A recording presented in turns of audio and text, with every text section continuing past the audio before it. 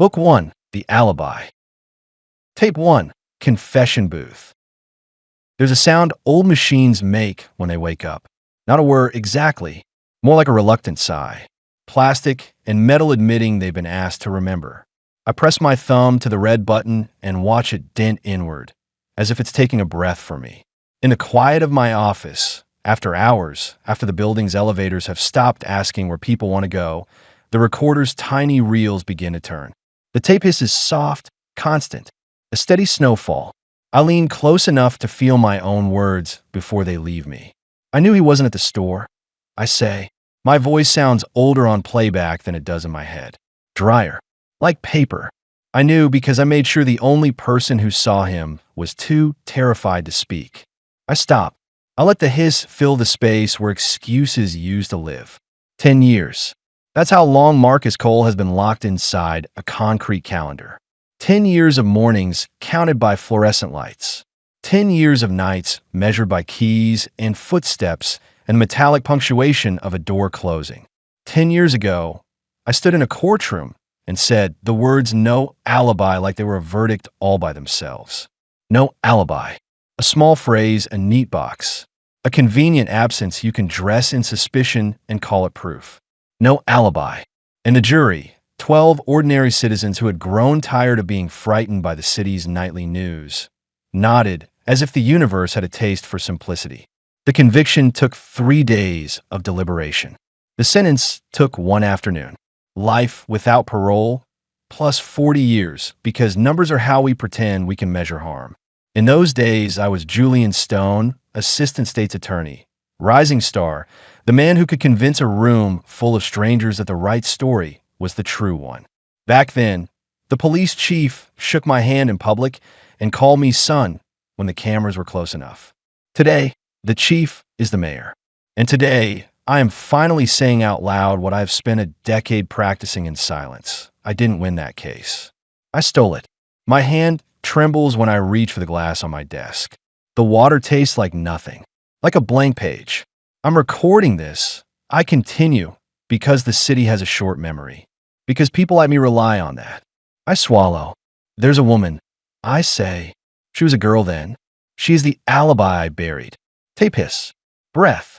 She is the mayor's daughter, and I need her to do something that will destroy him. I let my forehead rest against the cool edge of the desk for a moment.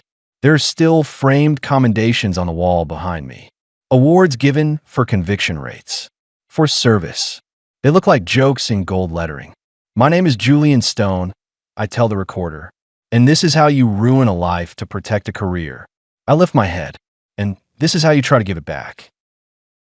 Chapter 1. The Letter. The envelope arrives on a Tuesday, which is the kind of detail that matters only when you've started believing the week itself has intent. It sits on top of the rest of my mail like it wants to be noticed, plain white, prison stamp in the corner, my name written in careful block letters that look like someone learned them from a workbook. I don't open it right away. I carry it into my office, sit on the edge of my desk, and stare at it the way you stare at an animal you might have to put down. Outside my window, the city is the same color it always is in late winter. Slate and exhaust. The street below glistens with old salt. People move quickly, collars up, eyes down, surviving one more day without looking too hard at the shape of their own lives. I pick up the envelope. The return address is a correctional facility an hour from here. I know it without reading it. The numbers live in me, filed away with other evidence. My assistant is gone for the day. The building is quiet. That helps. I've learned over the years that silence is either a comfort or a weapon, depending on who holds it. I slide my finger under the flap and tear it open. There is a single sheet of paper inside, lined, torn from a notebook, folded twice. I unfold it carefully, as if paper can bruise. Mr. Stone, it reads, not Julian, not sir, not prosecutor. Mr. Stone, I don't know if you remember me. They tell me you don't do criminal cases anymore. That you do consulting. A pause in the handwriting there, like he stopped to taste the word. I'm writing because I got your address from a clinic. They said they reached out and you didn't answer. I feel my jaw tighten. It's true. The Innocence Clinic did reach out. Twice. Once in a polite email requesting discovery materials from my old office. Once in a certified letter that I left unopened for a week, then filed in a drawer like it was a bill. I tell myself I didn't answer because I don't have to. I tell myself a lot of things. 10 years is a long time to sit with questions, Marcus writes. Some nights the questions are louder than the men in here. I read that line twice. The words are plain. No embellishment. No plea for sympathy. Just fact. Like he's reporting the weather. I used to think about that night over and over. I used to think if I could just replay it right, I'd find the place where everything went wrong and I could step around it. My throat feels tight, as if the air has thickened. But it didn't go wrong. It went how you wanted it to go. There's another pause in the ink. A heavier mark with a pen pressed too hard. I didn't have an alibi in court. You made sure of that. My fingers go cold. I keep reading because stopping won't undo what's already written. She finally told me you visited her. The page blurs, and for a moment I think my eyes have failed. Then I realize my hands are shaking. She didn't say everything. She said enough. She said you told her she would ruin her father. I hear the tape hiss in my head, even though the recorder isn't running. That constant snowfall of consequence. I don't know why I'm writing you. Maybe because if you can do what you did, you can undo it too. A last line, smaller, squeezed at the bottom. If you still have a conscience, use it. No signature flourish. Just Marcus Cole, number 771493. I set the paper down. My office looks the same as it did an hour ago. Dark wood, a tidy lamp, casebooks lining the shelves like respectable spines. But the air is different, heavier, like a storm is leaning against the glass. The phone on my desk buzzes before I can think of anything to do with my hands. An email notification. Subject, urgent, post-conviction review. Cold case materials from Harrow Innocence Project. They don't use words like urgent unless they mean the clock has teeth. I click it. Mr. Stone, it begins, we are filing a motion for post-conviction relief in State versus Cole. Our review indicates the conviction hinged on lack of alibi and an identification of questionable reliability. Questionable reliability. That's a polite way to say junk. We are requesting your cooperation in producing any notes, recordings, or materials related to witness interviews, especially any contact with potential alibi witnesses. My mouth tastes metallic. If you decline, we will subpoena and seek sanctions where appropriate. Please respond by end of day, Thursday. Thursday, 2 days. The city outside my window keeps moving unconcerned. Cars slide through intersections. A bus sighs to a stop. A pedestrian presses a crosswalk button like it's a prayer. I stare at the email until the words lose meaning. Then I open the bottom drawer of my desk. Inside is a folder I told myself I didn't keep. A thin manila file, edges soft from handling. On the tab, in my handwriting, a name I have not spoken aloud in 10 years, Evelyn Roark. The mayor's daughter. The girl who was supposed to stay a girl forever, frozen at 19 in a night I sealed shut. My fingers rest on the folder. I don't pull it out. Not yet. Because if I do, the next thing happens. And the next thing after that. And I have built my entire life on the hope that if I don't touch the first domino, I can pretend the rest won't fall. The phone buzzes again. This time a calendar reminder, uninvited. Mayor's Public Safety Gala. Tonight's 7 p.m. location. The Whitaker Hotel Ballroom. Dress code, political. I laugh once quietly, without humor. Of course. The man I protected is holding a party. And the woman I silence will be there, smiling for cameras, wearing the kind of poise that costs a person something real. I pick up Marcus's letter again. If you still have a conscience, use it. I fold it carefully, as if the paper might snap. Then I stand. Chapter 2. The City That Forgets. The Whitaker Hotel used to be where wedding receptions went to die slowly under fluorescent chandeliers. Now it's where the city pretends to be elegant. I arrive early, which is a habit from my prosecutor days. Control the room before it can control you. Learn where the exits are. Find the angles. Know who you can't afford to underestimate. The ballroom is washed in warm light and civic pride. White tablecloths. Glassware that catches the gold like it's thirsty. A banner near the stage reads, 10 years of safer streets, Mayor Roark's leadership, 10 years. A decade of safer streets built on a buried truth. A server passes with champagne flutes. I take one out of reflex, then realize I don't want it. I set it down on a tray that belongs to no one and everyone. The room fills quickly. People in suits that fit too well. Women in dresses that cost a month of rent. Donors with practice smiles. Staffers with headsets and eyes like calculators. This is the part of the city most people never see. The part that congratulates itself. I weave through clusters of conversation, hearing fragments. Crime down 17%, body cams, a real success story. Roark has the governor's ear, a hand clamps my shoulder. Julian. The voice is familiar, warm, confident, the kind of tone that assumes you want to be pulled into it. I turn. Mayor Patrick Roark stands in front of me like a photograph that decided to become a person. He's older than he was when he wore a police uniform, but age has made him softer in ways that play well on television. His hair is mostly gray now. His smile is practiced. His handshake is firm enough to remind you it could be something else if he wanted it to be. Mr. Mayor, I say, because that's what you call the man who can make you disappear without leaving a mark. He laughs lightly, like we're friends. Still calling me that, he says. You. When I go back too far for titles. I force a smile. Congratulations, I say, gesturing vaguely at the banners. Quite an evening. Not about me, he says, and his eyes flick toward the cameras near the stage. About the city. About the work. About the story, I think. Always about the story. He leans in slightly. I heard from your office, he says casual. You've been busy. My stomach tightens. Of course he knows.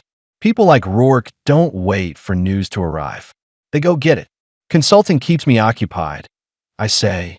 And out of trouble, he says with a smile that doesn't reach his eyes. That's good. Then, because he cannot help himself, he adds, you always were a man who knew how to win. Win. The word sits between us like a loaded gun. I feel the urge to glance around, to make sure no one is listening too closely, but that's paranoia dressed as prudence. In a room like this, someone is always listening. The trick is knowing who and why. Your daughter here tonight? I ask, keeping my tone light, as if it's small talk. The mayor's expression doesn't change, but something tightens behind his eyes. Evelyn, he says, like her name is a polished object. Yes, of course. He gestures toward the far end of the ballroom, where a cluster of people stands near the stage. Young professionals orbiting someone like moths. She's doing very well, he says. Pride, real and possessive. Works with the Public Health Coalition now. Family, community. You'd like what she's doing. I might have in a different life. Send her my regards, I say. The mayor's hand remains on my shoulder. It's friendly. It's also an anchor. Julian, he says softly, as if he's giving me something. Some things are best left in the past. My throat goes dry. I agree. I manage. He smiles, satisfied. The line has been delivered. The warning has been made. Then he releases my shoulder and moves on, swallowed by donors. I stand there for a moment, feeling the imprint of his hand like a bruise. Across the room, Evelyn Roark turns slightly, and for a second our eyes meet. 10 years collapses. She's not 19 anymore. She is a woman in her 30s, hair pinned back, posture composed. Her expression is pleasant in the way people learn to be pleasant when they're watched. But her eyes recognize me the way a body recognizes pain. She looks away quickly, as if eye contact is a spark. My heart thuds once, heavy. I begin walking toward her before I can talk myself out of it. Chapter 3, Tape 2, Alibi. Later, after the gala, after the smiles and the speeches and the applause for safer streets, I sit in my office again and press record. The tapist returns, patient. There's a trick, I say, to turning absence into guilt. I pause. You take what isn't there, what the defendant can't produce, what time has erased, what shame has hidden, and you present it as a choice. A sip of water. In court, we say a person is presumed innocent. But juries, they don't live in that world. They live in stories. They want a reason. I exhale. So you give them one. You say, if he didn't do it, where was he? I let the question hang. It's not proof. It's pressure. Tape hiss. My fingers tap lightly on the desk once, twice. And in Marcus Cole's case, I had something better than pressure. I swallow. I had her. Chapter 4. The Ask. I reach Evelyn at the edge of her orbit, near the stage where the light is warm and flattering. Up close, I see things time has added. Faint lines near her mouth, a small scar along her jaw I don't remember from before, the subtle stiffness of someone who has learned to keep her body from betraying her. She's speaking to a man in a suit. She laughs at something he says.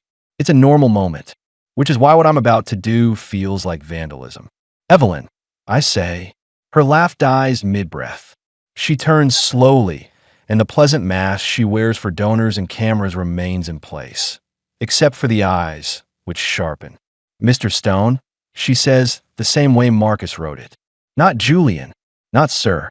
The man beside her senses a current and steps away politely, as if leaving space is the safest thing. I was hoping we could talk, I say. Evelyn's smile stays put. Her voice remains calm. Tonight isn't the time, she says. I know, I say, but it's the only place I could find you without making it worse. Her jaw tightens. Making what worse? The mask slips for half a second, and I see the fear underneath. Old fear preserved. I lower my voice. Marcus Cole, I say. Her face goes pale in a way makeup can't hide. Her eyes flick instinctively toward the mayor across the room. He can't see us, she whispers, and the words are not about sight.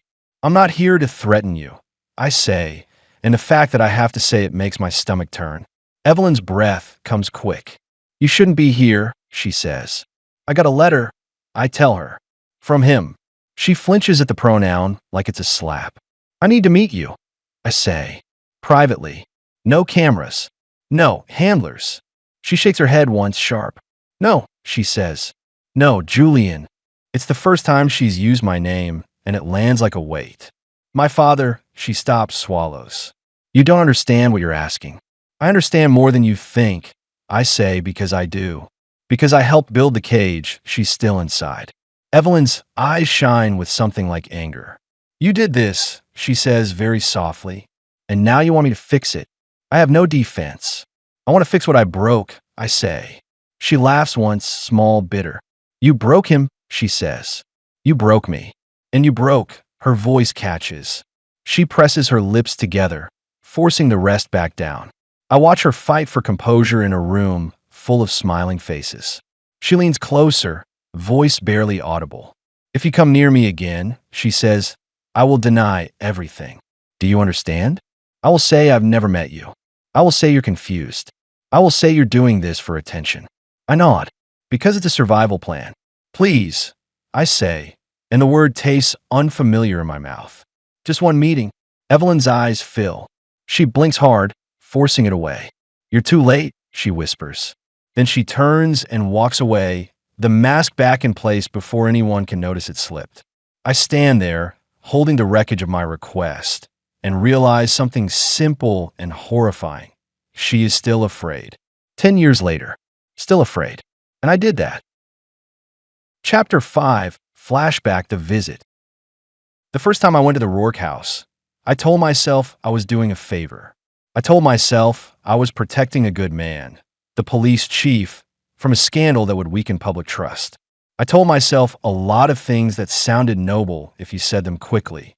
The house sat behind wrought iron gates in a neighborhood where the trees were older than the people. The streetlights were decorative. The sidewalks were clean. The kind of place where crime was something that happened elsewhere to other people until it didn't. Evelyn answered the door. She was 19, barefoot, wearing an oversized sweatshirt that belonged to someone else. Marcus, I realized with a hot flash of clarity that was almost embarrassing. The evidence was right there in the fabric. Her face went white when she saw me. Mr. Stone, she whispered. I smiled like I was a concerned adult. Evelyn, I said gently. May I come in? She hesitated, then stepped back. The living room smelled like lemon polish and money. You're alone? I asked. Yes, she said too quickly. I walked farther in, letting my shoes track a faint line of dirt onto a rug that probably cost more than my car. She folded her arms around herself, not for warmth. For armor. I didn't know you knew, she said. I know a lot. I replied, still gentle. It's part of my job. She swallowed. I didn't do anything wrong, she said. That's the tragedy of good kids who get trapped by bad systems. They always start by defending themselves. I'm not saying you did, I said, but you're in a difficult position. Her eyes darted to the hallway, as if expecting her father to appear. My dad can't know, she whispered. And he won't, I said, and that was the first lie that mattered. Because I wasn't promising her safety. I was promising her silence. I sat on the edge of the sofa like I belonged there. Marcus Cole, I said. You know what he's accused of? Evelyn's face crumpled. He didn't do it, she said. He was with me. I believe you, I said, and I did. The case file already told me the timeline didn't fit neatly. The ID was thin. The motive was weaker. But no alibi was a clean story, and juries love clean stories. Evelyn stepped closer, hope flickering. Then you'll drop it, she said. I looked at her with the kind of sadness I used to practice in mirrors. I can't, I said. Not now. Too much is in motion. Her hope dimmed. But you can help him, she pleaded. You can tell the judge. You can tell I can't do that without dragging your father into it, I said. That got her attention. Fear, immediate and sharp. I won't say his name, she said quickly. I won't.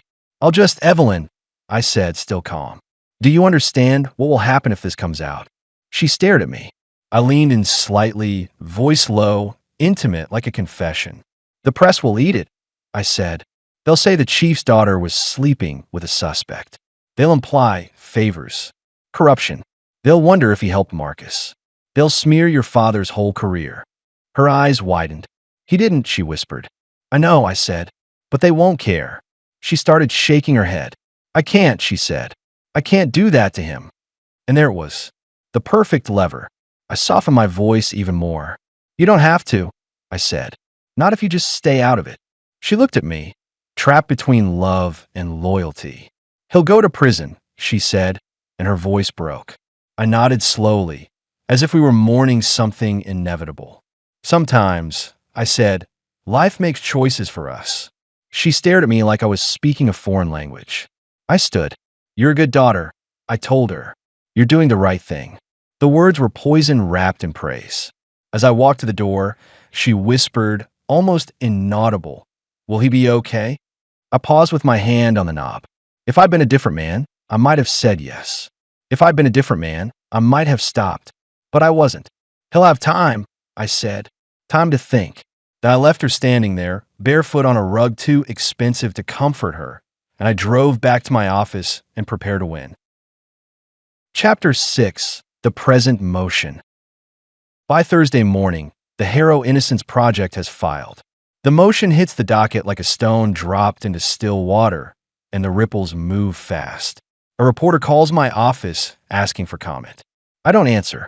A colleague texts, "You seeing this?" with a link to an article that uses phrases like shaky conviction and new evidence. New evidence.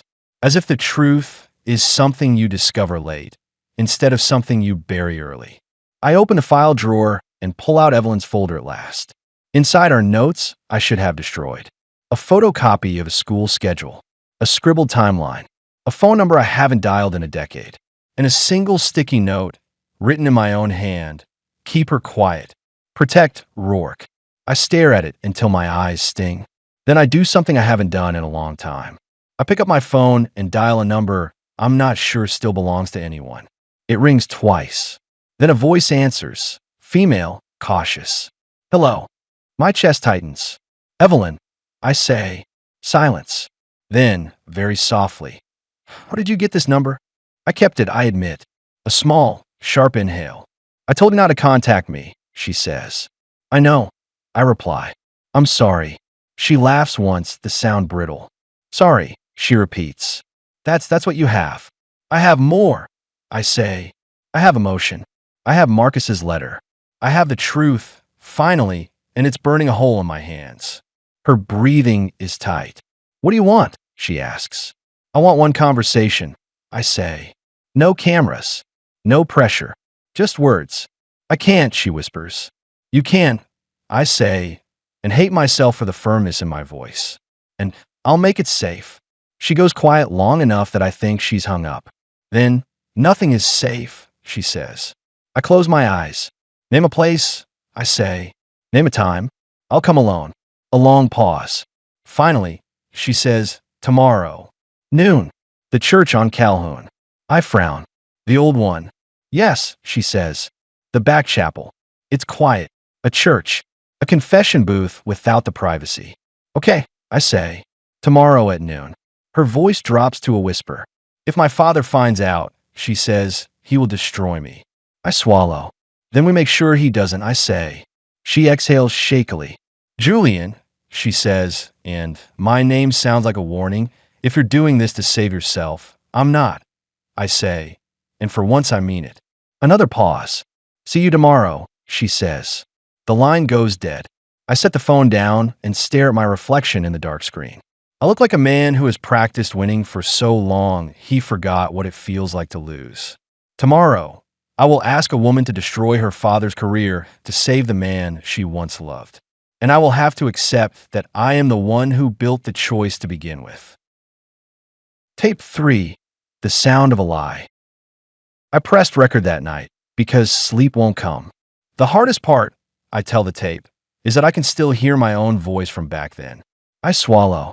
It was smooth, confident, certain. A pause. I told the girl she was protecting her father. The hiss is steady. And I told myself I was protecting the city. I lean closer. But what I was really protecting was my win. I stop the tape.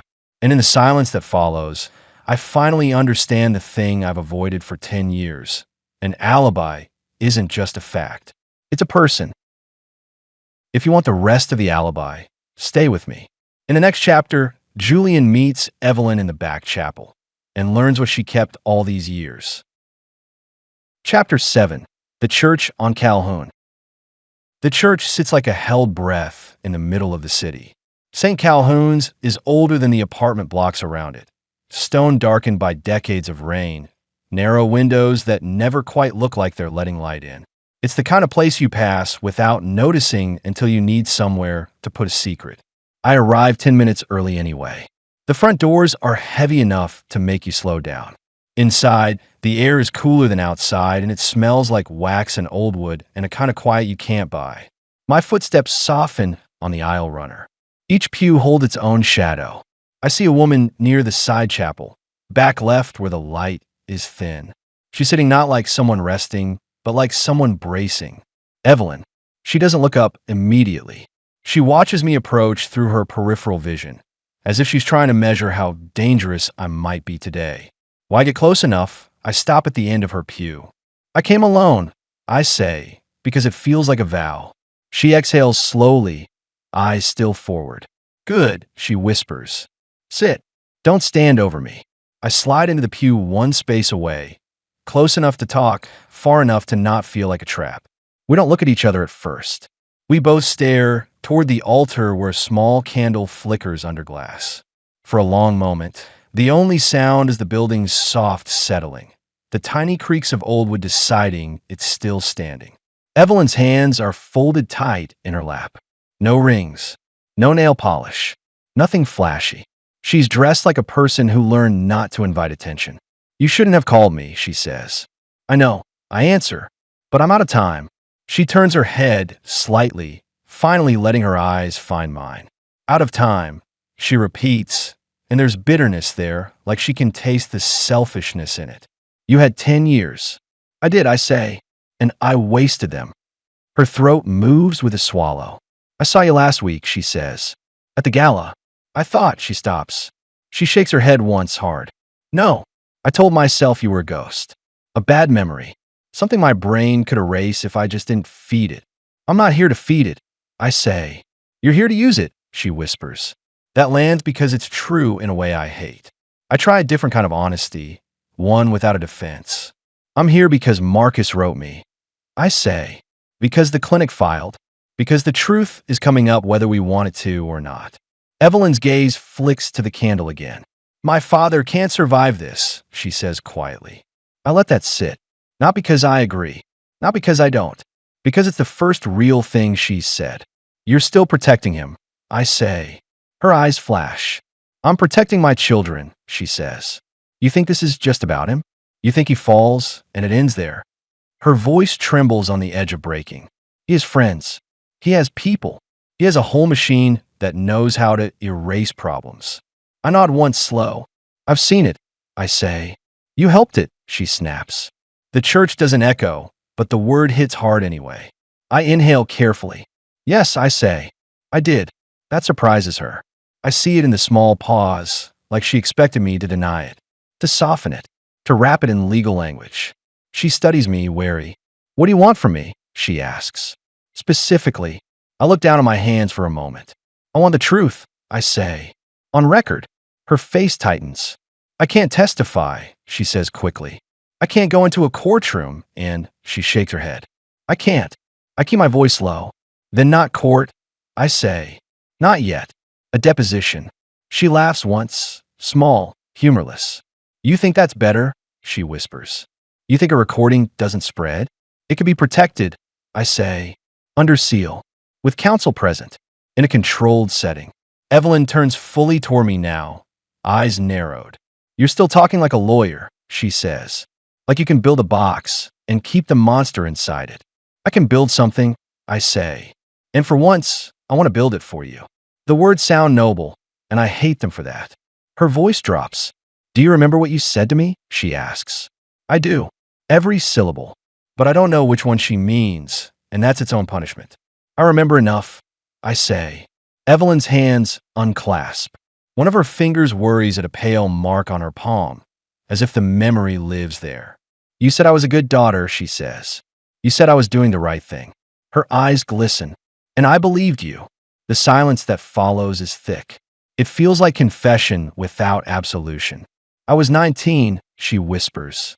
I thought, if I could keep him safe, if I could keep my father from her, voice cracks. I thought it would be temporary. I thought Marcus would get a new trial. I thought someone would figure out. No one did, I say. Her gaze snaps to mine.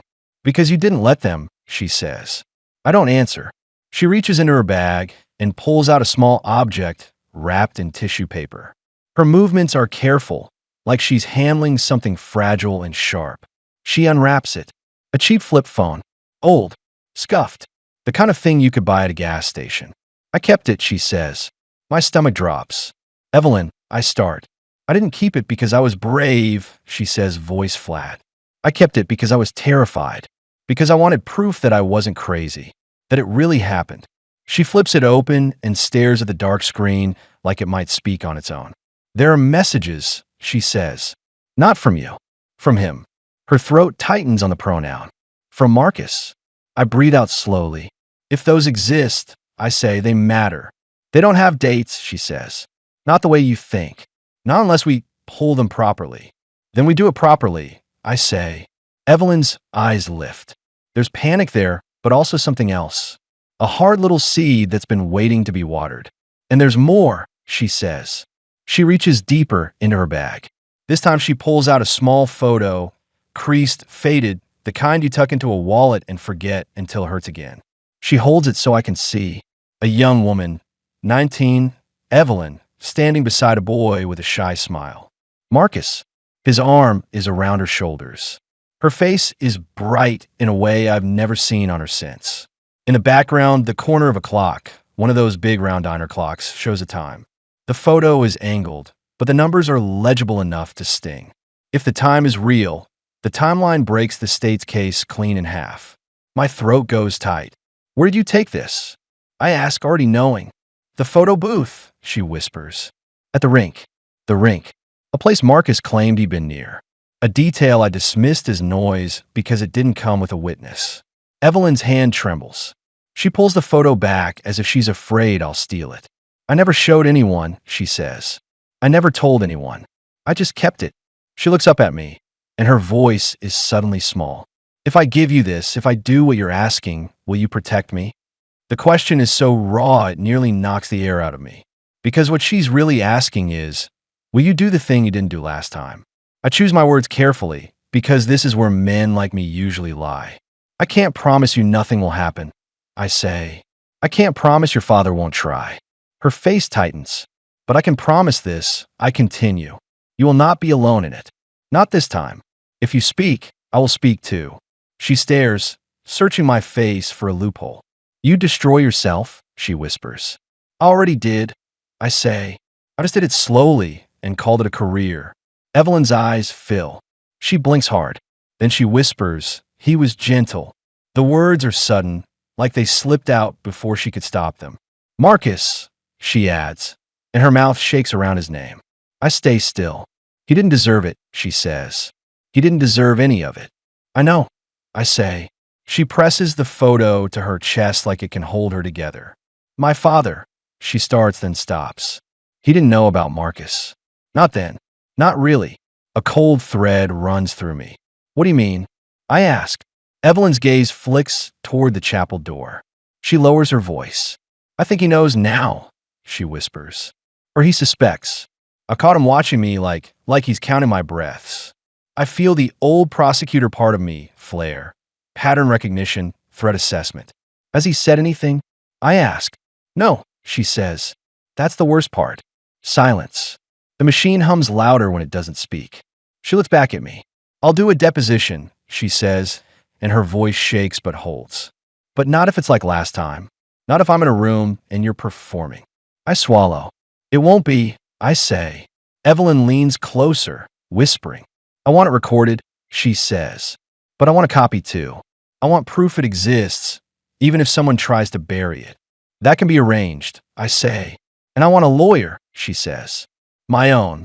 Good, I say. You should. She nods once, as if she's making herself do it. Then she adds, very quietly, and Julian? Yes. If I start and I can't finish, her eyes glisten. If I freeze, if I panic, I'll stop. I say immediately. No pressure. No trap. I'll stop. Her breath shudders out. For a moment, she looks like the 19-year-old again, cornered, trying to be brave. Then she stands abruptly, like staying any longer might break her. She tucks the photo and phone back in her bag. I have to go, she says. Evelyn, I begin. She shakes her head. Don't follow me, she whispers. And don't call again until you have the lawyer and the place and the plan. I nod. She turns to leave, then pauses at the chapel doorway and looks back. Her voice is barely audible. You ruined my life, she says. Then, softer, almost like a prayer she hates herself for, don't make me regret trying to fix it. She disappears into the church's dim hallway. I sit there alone, staring at the candle, and I realize something I hadn't let myself admit until now. The truth isn't going to be enough. It's going to be a fight. Tape 4, the photo. I saw them.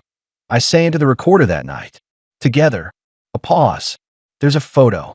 The word tastes like evidence and grief. You don't understand what that does to a case until you've built one on the absence of it. Until you've stood in front of jury and made them believe that a missing piece means the picture must be ugly. Tape hiss. I looked at Marcus Cole, smiling beside Evelyn Roark, and I felt something I haven't felt in a long time. I swallow. Shame. I breathe in. And fear. Another pause. Because if she kept that photo, someone else might have kept something too. I stop the tape. Chapter 8. The Mayor's Call. The mayor doesn't call directly. Men like him rarely do. Instead, my phone lights up the next morning with a number I recognize from old days. City Hall switchboard. I stare at it until the ring almost stops. Then I answer. Julian Stone, I say. A polished voice replies. Mr. Stone, the mayor would like a word. No greeting. No question. Just an instruction wearing manners. Put him through, I say. A click. Then the mayor's voice fills my ear like warm water. Julian, he says easy. How are you? I'm well. I reply because that's the script. I won't take much of your time, he says. I just wanted to check in. Check in. As if we're friends. As if he's concerned. I keep my voice neutral. Of course. The mayor chuckles softly. You know, he says, I always admired your discretion. My stomach tightens. Discretion keeps cities running, I say. And families intact, he adds lightly. There it is. He's not guessing. He's not fishing. He's telling me he knows. My mouth goes dry. I'm not sure what you mean, I say. The mayor's smile is audible. Julian, he says, You and I don't need to play courtroom games with each other. A pause. I heard you've been revisiting old files. I grip my phone tighter. The Innocence Project filed, I say. It's public. Public is what I decide it is, he replies, still smooth. But that's not why I'm calling. I don't answer. He continues, voice gentle. My daughter, he says, and the warmth disappears from the word like someone draining color from a painting, has been under stress lately. My pulse spikes. She's an adult, I say carefully. She's my family, he says, and I protect my family. The line is calm, but it's a blade. I force my voice steady. I'm not threatening her, I say. He laughs, soft. No, he says, that was never your style. You did your threatening with concern. My chest tightens. You're mistaken. I begin, but he cuts in. Julian, he says, I've spent my entire life watching men ruin themselves because they thought confession was bravery. I can picture him somewhere in a sunlit office, phone tucked comfortably between shoulder and ear. Calm, certain. You have a good life, he continues. You have an office, a reputation. You're not in court anymore. Why step back into the mud? Because I put a 19-year-old in prison for a story I wanted. But I don't say that. Instead, I say, because an innocent man is still inside. Silence. Then the mayor's voice drops a fraction, just enough to feel intimate. Is he innocent? He asks, as if the truth is negotiable. Yes, I say. A pause. Even if that were true, he says, do you understand what you're doing? You're not just reopening a case. You're reopening a decade of trust. I'm reopening a lie, I say, and my voice surprises even me. The mayor exhales slowly. Be careful, he says. Then, almost tender, you owe me, Julian. The old debt. The unspoken deal. I close my eyes. No, I say quietly. Marcus owed me, and I collected. The mayor's voice hardens for the first time. You're making a mistake, he says. Then let me make it, I reply. A long beat of silence. When he speaks again, his tone is back to smooth. I hope you're right, he says. Because if you're wrong, you'll hurt people who don't deserve it. And then, with a final polite click, the line goes dead. I stare at the phone. My hands are shaking. Not because I'm afraid of him. Because I'm afraid he's already moved. Chapter 9. Building the room. Evelyn was right. The room matters. A deposition isn't a courtroom, but it can feel like one if the wrong person controls it. If the wrong questions come too fast. If the silence is used as a weapon. I spend the next 48 hours doing something I never did when I was prosecuting. I plan for mercy. I call the Harrow Innocence Project and ask for the lead attorney. Her name is Dana Mireles. She sounds tired in the way competent people sound when they've been carrying other people's hope too long. Julian Stone, I say, I'm calling about Cole. There's a pause on the line, sharp. Are you calling to cooperate? She asks. Or to posture? Neither, I say. I'm calling because I can't deliver an alibi witness. Silence, then a controlled inhale. Who? She asks. I can't say her name over the phone, I reply. But she's the reason the state argued no alibi. And I knew it. A longer silence now. The kind that means the listener is deciding whether you're real. Dana's voice comes back colder. If you're lying, she says, I will bury you. Fair, I answer. I'm not. She speaks again, precise. Where is she? She asks. Willing to testify under certain conditions. I say, deposition first. Recorded. Sealed. Her counsel present. A copy retained by both parties. Dana exhales. That's unusually smart, she says. For someone with your resume. It's her terms, I say. Dana's tone shifts, just a little softer. Okay, she says. We'll do it. But I want you on record too. I swallow. You want my admission. I want the truth, she says. From your mouth. Under oath. That you intimidated a potential alibi witness. My throat tightens. Understood, I say. Send me a secure message, she continues. Basic outline. No names. And Julian, yes. If the witness is who I think she might be, Dana says quietly, this is bigger than Marcus Cole. I know, I reply. And if the mayor is who I think he is, she adds, this will get ugly. I know, I say again. Dana pauses. Then let's build a room where the truth can survive, she says. When the call ends, I sit for a moment in my office, staring at the blank wall. I think of Evelyn's hands shaking around that photo. I think of Marcus's careful handwriting. I think of the mayor's calm voice saying, "I protect my family." I open my desk drawer and pull out my recorder. I don't press record. Not yet. First, I write Evelyn a short message. No drama. No persuasion. I have counsel. I have a plan. Your lawyer welcome. We can do this safely. I hit send. Then I wait. 5 minutes later, a reply appears. Where? When? Who'll be there? No greeting. No softness. Just the terms of a woman trying to keep her life from collapsing. I type back. Sunday, 10 a.m. Conference room at Mireles and Hart, neutral ground. Present. You plus your counsel, Dana Mireles, Harrow, court reporter, audio tech. Me. No one else. A minute passes. Then if I panic, we stop. I answer, yes. Then, if my father shows up, I leave. I answer, yes. Then, after a longer pause, Julian? I stare at the screen. Finally, her message arrives. Do you think he'll let Marcus out? The question is small, almost childlike. It carries 10 years of wishing. I type carefully. It won't be fast.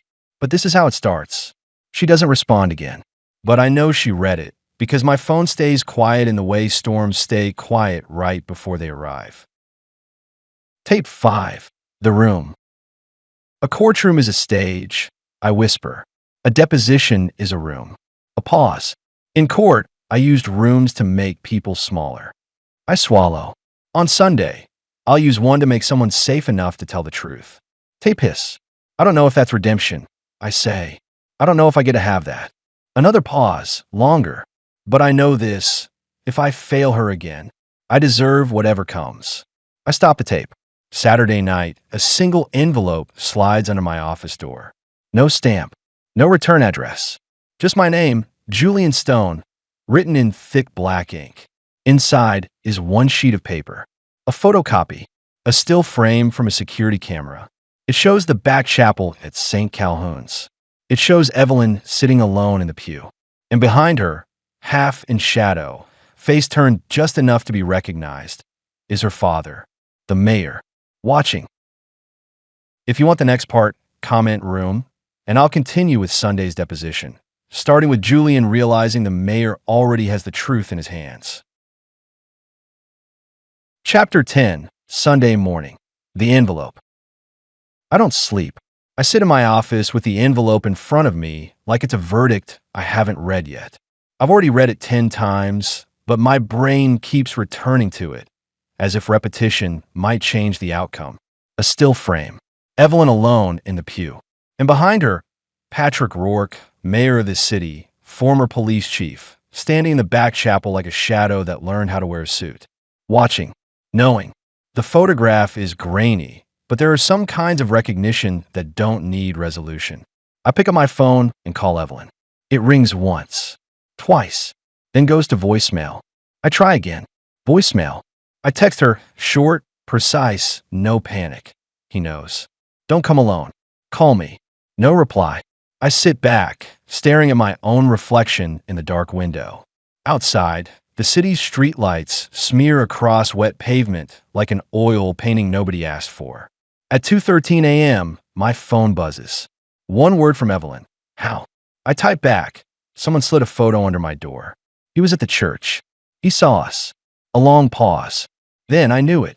Then, if I do this, he'll destroy me. I stare at the screen, my thumbs hovering. The old version of me would craft a line that sounded strong. Something encouraging.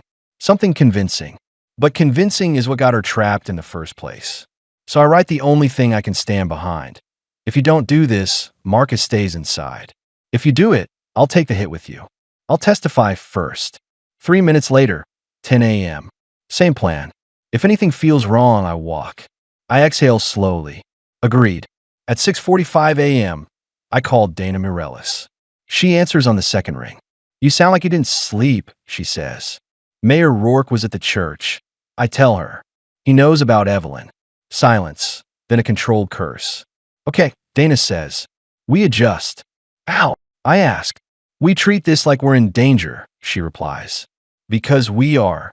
Her voice is steady, but there's steel under it. Bring the photo, she says. And Julian? Yes. If the mayor is already watching, she says, then the deposition isn't just testimony. I swallow. It's a line in the sand, she finishes. Chapter 11. The Room. Mireles and Hart occupies the 7th floor of a glass building downtown, the kind with a lobby that smells like citrus and expensive cleaning products. Neutral ground, Dana called it. But there is no such thing as neutral when you're carrying a decade of silence into a conference room. At 9:37 a.m., I arrive. Dana meets me at the door. She's in her 40s, hair pulled back, eyes alert like she's always listening for the next footstep. She takes one look at my face and says, "You have it." I hand her the photocopy. She studies it for 5 seconds, then looks up. Her jaw tightens. "Okay," she says. He's not guessing. He's tracking. "What now?" I ask. She gestures me into the conference room. It's ordinary, too ordinary. Long table, water pitcher, notepads nobody will use. A little bowl of mints like the room expects polite conversation. But the setup is different from ordinary. There are 2 chairs on one side, for Evelyn and her counsel.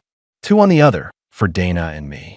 A court reporter station at the end of the table. An audio tech in the corner with a clean recorder and a backup recorder, red lights dark for now. Dana points to the corner near the door. "That chair is yours when you're not speaking," she says. "You don't hover. You don't loam. You give her space." I nod. Dana leans closer, lowering her voice. "You go first," she says. "On record. You admit your contact with her. You admit pressure. You take the heat." "Under oath," I say. "Under oath," she confirms. My mouth goes dry. Dana watches me, as if measuring whether I'll flinch. "I won't let you soften it," she adds. "If you're trying to atone, you don't get to edit your sins." I nod again. At 9:54 a.m., the door opens. Evelyn steps in, and she is not alone. A woman follows her, mid-30s, crisp suit, calm face. The kind of calm that comes from being the person other people panic behind. Evelyn's lawyer. Evelyn's shoulders are tight, posture rigid, as if she's holding her body together through force. Her eyes find mine for half a second. Fear, anger, a plea not to fail. Then she looks away. Dana stands. "Ms. Roark," she says, respectful. "Thank you for coming." Evelyn does not correct the name. She lets it sit there like a grenade nobody wants to touch. Her lawyer extends a hand. "Naomi Chun," she says. "Counsel for Ms. Roark." Dana shakes it. "Dana Mireles. Harrow Innocence Project." I stand careful. I don't offer my hand. I don't want to force contact she didn't choose. Evelyn's gaze flicks to me anyway. She looks exhausted. Not physically, something deeper. Like her nervous system has been running for days without permission to shut down. Naomi pulls out a folder and places it in front of Evelyn like a shield. "We are here," Naomi says evenly, "under the condition that this deposition is conducted respectfully, with breaks as needed, and with no threats, implicit or explicit, toward my client." Dana nods. "Agreed," she says. "We're not here to re-traumatize her. We're here to get the truth on record." Naomi's eyes slide to me. "And he," she says, "will speak first." I swallow. "Yes," I say. "I will." The court reporter, a middle-aged man with kind eyes and a practiced neutrality, clears his throat. "If everyone is ready," he says, "we can go on the record." Dana glances at Evelyn. Evelyn's fingers are locked together so tightly her knuckles have gone pale. She gives a tiny nod, barely a movement. "Okay," Dana says. The court reporter looks at the audio tech. The audio tech presses a button. A small red light ignites. The room becomes history. Tape. Deposition. Julian Stone, under oath. The court reporter's voice is steady. Today is Sunday, February. He checks a page, 8th. Time is 10:03 a.m. We are on the record in the matter of State versus Cole, post-conviction review. Please state your name for the record. I hear my voice come out calm. Julian Stone. "Mr. Stone," Dana says, "do you understand you are under oath?" "Yes." Dana doesn't waste time with warm-up questions. She goes for the bone. 10 years ago, she says, you prosecuted Marcus Cole for robbery homicide at a convenience store. Correct, correct. And the state's theory, she continues, relied heavily on the argument that Mr. Cole had no alibi. Yes. Dana's eyes hold mine. Did you know at the time of trial, she asks, that Mr. Cole did, in fact, have an alibi? My throat tightens. Evelyn sits frozen beside Naomi. She stares at the table, not at me. I feel the old instinct to protect myself rise like a reflex, deny, deflect, complicate. I crush it. Yes, I say. Dana's pen stops moving. Even the air seems to pause. You knew, she repeats, making the record clean. Yes, I say again. Dana's voice stays steady, but there's something fierce under it now. Who was the alibi witness? I glance toward Evelyn, but I don't look long. I don't make her feel pinned. A young woman, I say carefully, 19 at the time, the daughter of the police chief. Naomi's posture tightens beside Evelyn. Dana asks, did you contact that young woman? Yes. When? The week before trial. I answer, where? At her home. Naomi's jaw clenches. Evelyn's breath catches, subtle but audible. Dana's voice is precise. What was the purpose of your visit, Mr. Stone? My mouth tastes metallic. To prevent her from testifying, I say. Naomi's eyes flick to me, hard, like she wants to interrupt, but she doesn't. Dana leans in slightly. How did you prevent her? The room is very quiet. I exhale. I intimidated her. I say. Evelyn's hands twitch. Naomi places a palm gently on Evelyn's forearm, a silent anchor. Dana's voice does not soften. What did you say to her? I close my eyes for half a second, then open them. I told her, I say, that if she came forward, it would harm her father's career. I suggested the press would portray it as corruption.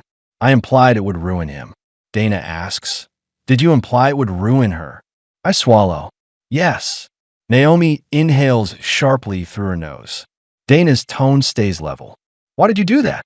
Because I wanted to win. Because I like being praised. Because the chief was powerful and I wanted his support. All of it is true. I choose the truth that matters most. Because her father was my political ally, I say. And because I believe my conviction would help my career. Dana's eyes don't blink. So you traded Marcus Cole's freedom, she says, for your alliance with the chief. Yes, I say. The court reporter's fingers move quickly. The audio light stays red. Dana pauses just long enough for the record to breathe, then asks, Mr. Stone, do you have any reason to believe the police chief, now Mayor Patrick Roark, was aware at the time that his daughter was an alibi witness? Evelyn's head lifts sharply. Her eyes flick to Dana, then to Naomi. Panic flashes. Naomi leans toward the reporter. Objection, relevance, she says firm, and my client is not here to accuse anyone beyond her own experience. Dana nods once. Fair, she says. I'll rephrase. She turns back to me. Did you ever disclose to Chief Roark, she asks, that his daughter could have exonerated Marcus Cole? I hesitate, because this is where the story gets uglier, and because I don't actually know how much the chief suspected. I only know what I did. No, I say. I did not disclose it. Dana's gaze sharpens. Did you imply to him, she asks, that you had handled the potential complication quietly? I feel my stomach tighten. Yes, I admit. I implied that. Evelyn's face goes pale. Naomi's grip on her arm steadies. Dana sits back slightly. Okay, she says, voice still controlled. Let's pause here. She turns to Evelyn. Ms. Roark, Dana says gently, we can take a break before you begin. Evelyn swallows, her throat working like she's trying to push down a scream. I want to do it, she whispers. Naomi looks at her. Evelyn, she says softly, you don't have to. Evelyn's eyes flick to me, then away. Yes. Evelyn says, voice trembling. I do. Dana nods. Okay, she says. We'll go slow. The court reporter clears his throat again. Please state your name for the record, he says. Evelyn's voice is barely audible. Evelyn Roark. The name hits the room like a match. And somewhere deep inside me, the old trial instinct wakes up, ready to press, ready to corner, ready to win. I clamp down on it, so hard it feels like holding my own breath. Because this time, the goal isn't victory. It's truth without damage. Dana begins with the gentlest question in the world. Ms. Roark, she says, how did you know Marcus Cole? Evelyn's breath shudders. We. She starts, then stops. She squeezes her eyes shut for a second. Naomi murmurs, take your time. Evelyn opens her eyes. We were dating, she says. Secretly. Dana's voice is calm, low. How long? A few months, Evelyn answers. He worked near my college. We met at the rink. Dana nods. And on the night of the robbery homicide, Dana asks, were you with Marcus? Evelyn's hands clench. Yes, she whispers. Dana's voice softens even more. Where were you? Evelyn's eyes fill. At my house, she says, and her voice cracks. And before that, we went to the rink. We took a stupid photo in the photo booth. Dana says, do you still have that photo? Evelyn nods. Yes. And did anyone from the state ever ask you, Dana continues, to provide that information? Evelyn's mouth trembles. No, she says. Not until he came. Dana glances briefly at me, then back to Evelyn. Mr. Stone came to your house, Dana says. Yes, Evelyn whispers. What did he say? Evelyn's breath goes fast. He said, her voice falters. He said my father would be ruined. He said the press would. He made it sound like my father would lose everything. Naomi's voice is steady. Take a break if you need, she murmurs. Evelyn shakes her head quickly. No, she says. Then quieter, I can do it. Dana's voice stays measured. Did you understand, at that time, she asks, that if you did not come forward, Marcus would have no alibi in court? Evelyn's eyes squeeze shut. Yes, she says. I knew. And what did you do? Evelyn's shoulders shake once. I stayed quiet, she whispers. The room is very still. Dana leans forward slightly. Why, she asks. Evelyn opens her eyes. Tears gather, but she holds them back like they're a luxury. Because I was afraid, she says. Because my father, she stops, swallows. My father was everything. And Julian made it sound like I would destroy him just by telling the truth. Dana nods. Did you believe him? Evelyn's voice is small. Yes, she says. I believed him. Dana pauses.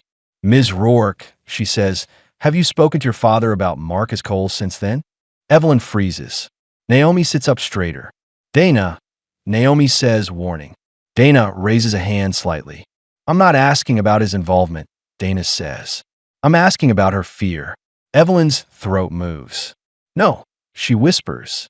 I never spoke to him about Marcus. Dana asks, has he spoken to you? Evelyn's eyes dart toward the door, like she expects it to open. She starts. Her voice drops. He's been watching me, she whispers, like he knows something is wrong. Dana's tone stays calm. Did anything happen recently that made you think he suspects? Evelyn's breathing goes shallow. I saw him, she says, and her voice shakes. At the church. The room tightens. Dana glances at Naomi, then back to Evelyn. On Friday. Dana asks gently. Evelyn nods. I didn't see him at first, she whispers. But then I felt it, like a cold hand on my neck. And when I turned, he was there. Naomi's face goes hard. Dana asks, what did he do? Evelyn swallows. He didn't say anything, she whispers. That's the problem. Dana sits back, careful. Okay, she says.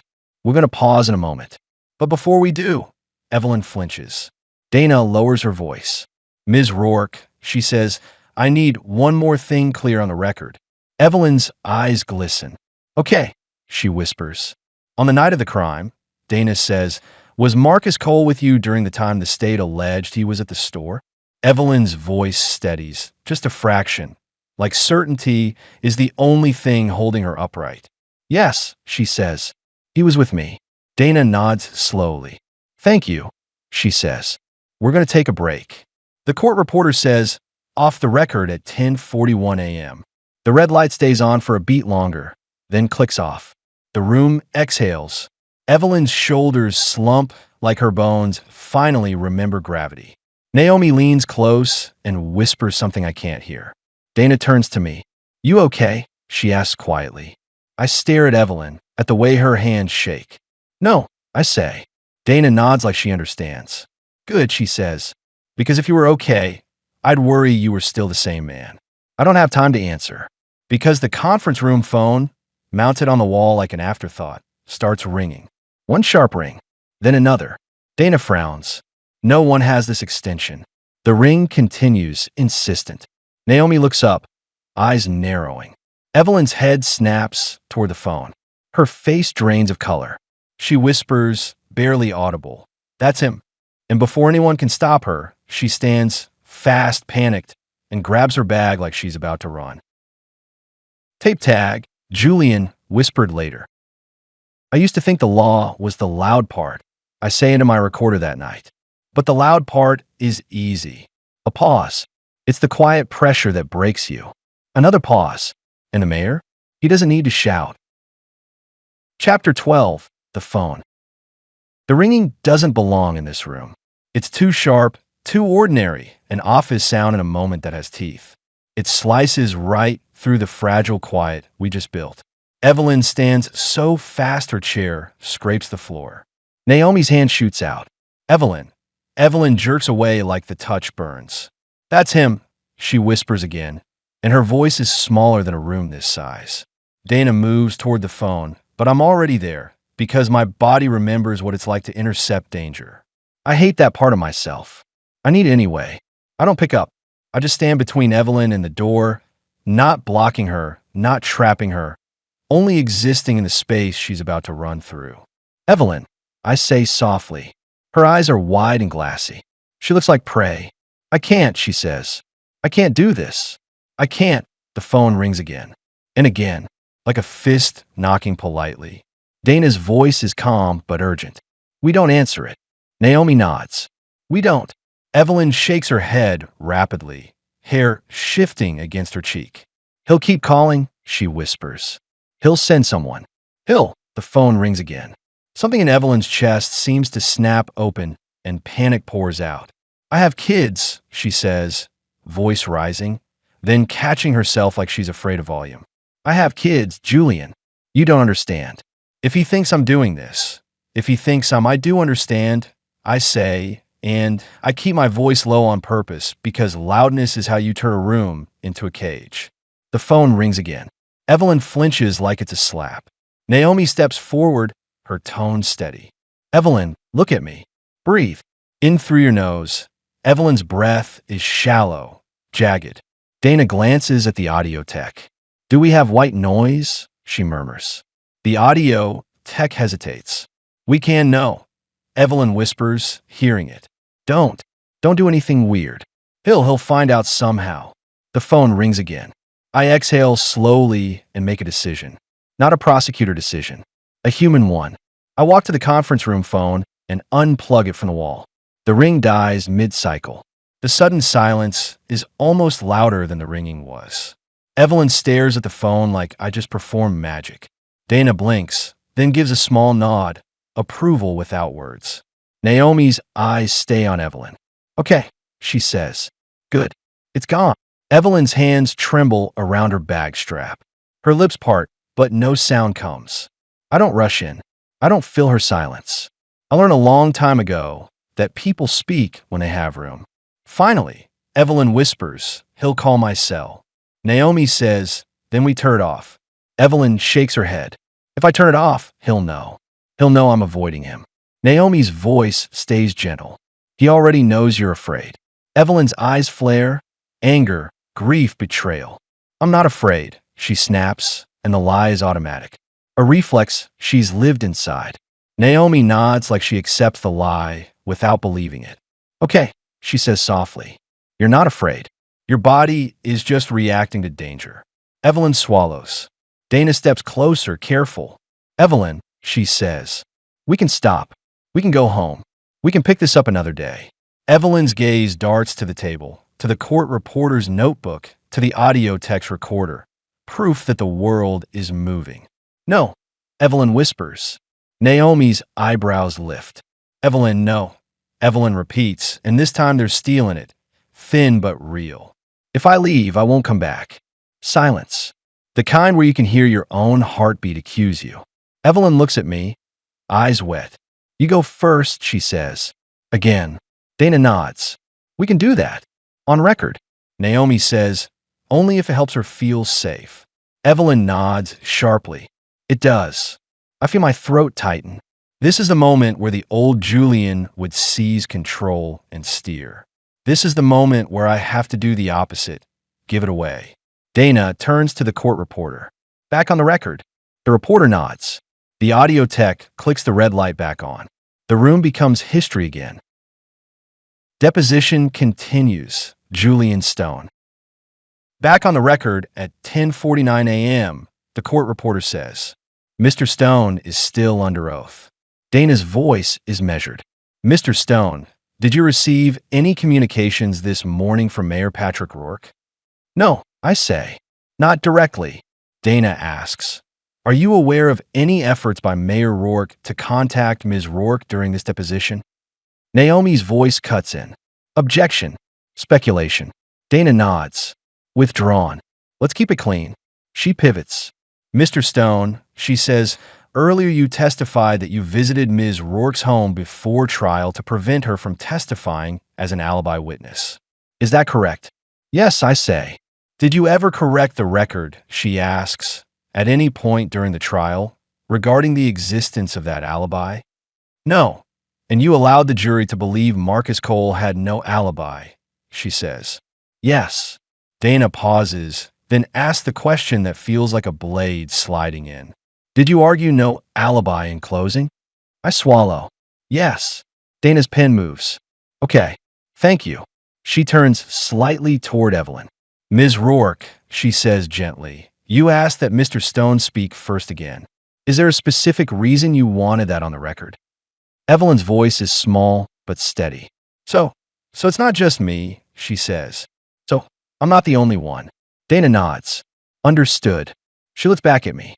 Mr. Stone, Dana says, are you willing to confirm on the record that if Ms. Roark faces retaliation for her testimony, you will cooperate with any investigation into that retaliation? Naomi's gaze sharpens. That's a protective question. A line drawn in ink. I answer without hesitation. Yes. Dana asks, and are you willing to provide this office with any information you have regarding the mayor's influence over law enforcement or political pressure tactics, past or present? My pulse spikes. This isn't just about Marcus anymore, but I answer honestly with the boundaries I have. I will provide any information relevant to Ms. Roark's safety and to Marcus Cole's case. I say. Dana nods. That's fair. She turns fully to Evelyn now, and her whole posture changes. Less attorney, more careful witness guide. Ms. Roark, Dana says, we can stop anytime. If you need a break, we take it. If you want to end today, we end today. Do you understand? Evelyn nods once. Yes. Okay, Dana says. Let's go back to the basics. Her voice is warm, but precise. On the night of the robbery homicide at the convenience store, approximately 10 years ago, were you with Marcus Cole? Evelyn inhales slowly. Yes, she says. Where were you with him? Dana asks. At my house. Evelyn answers, then adds, as if she needs the detail to hold her up. And before that, we were at the rink. Dana asks, what time were you at the rink? Evelyn hesitates, eyes flicking upward as if time is written on the ceiling. I don't remember exactly, she says. That's okay, Dana replies. Do you remember anything that helps anchor it? Evelyn's hand goes to her bag. The photo, she whispers. Naomi looks at her. Only if you want to. Evelyn nods. She pulls the worn photo from her bag with shaking fingers. Dana's voice stays soft. Would you like to mark that as an exhibit? Naomi interrupts. Not yet. Let her control when it becomes part of the file. Dana nods. Understood. Evelyn stares at the photo, and her voice drops to almost nothing. It was late, she says. After dinner. We took the photo because he kept making jokes about how serious my face was. Dana asks, did you go directly from the rink to your house? Yes, Evelyn says. We parked around the corner because she stops. Dana doesn't push the father. She pushes the timeline. Approximately what time did you arrive home? Dana asks. Evelyn swallows. Maybe 9, she says uncertain. 9:30.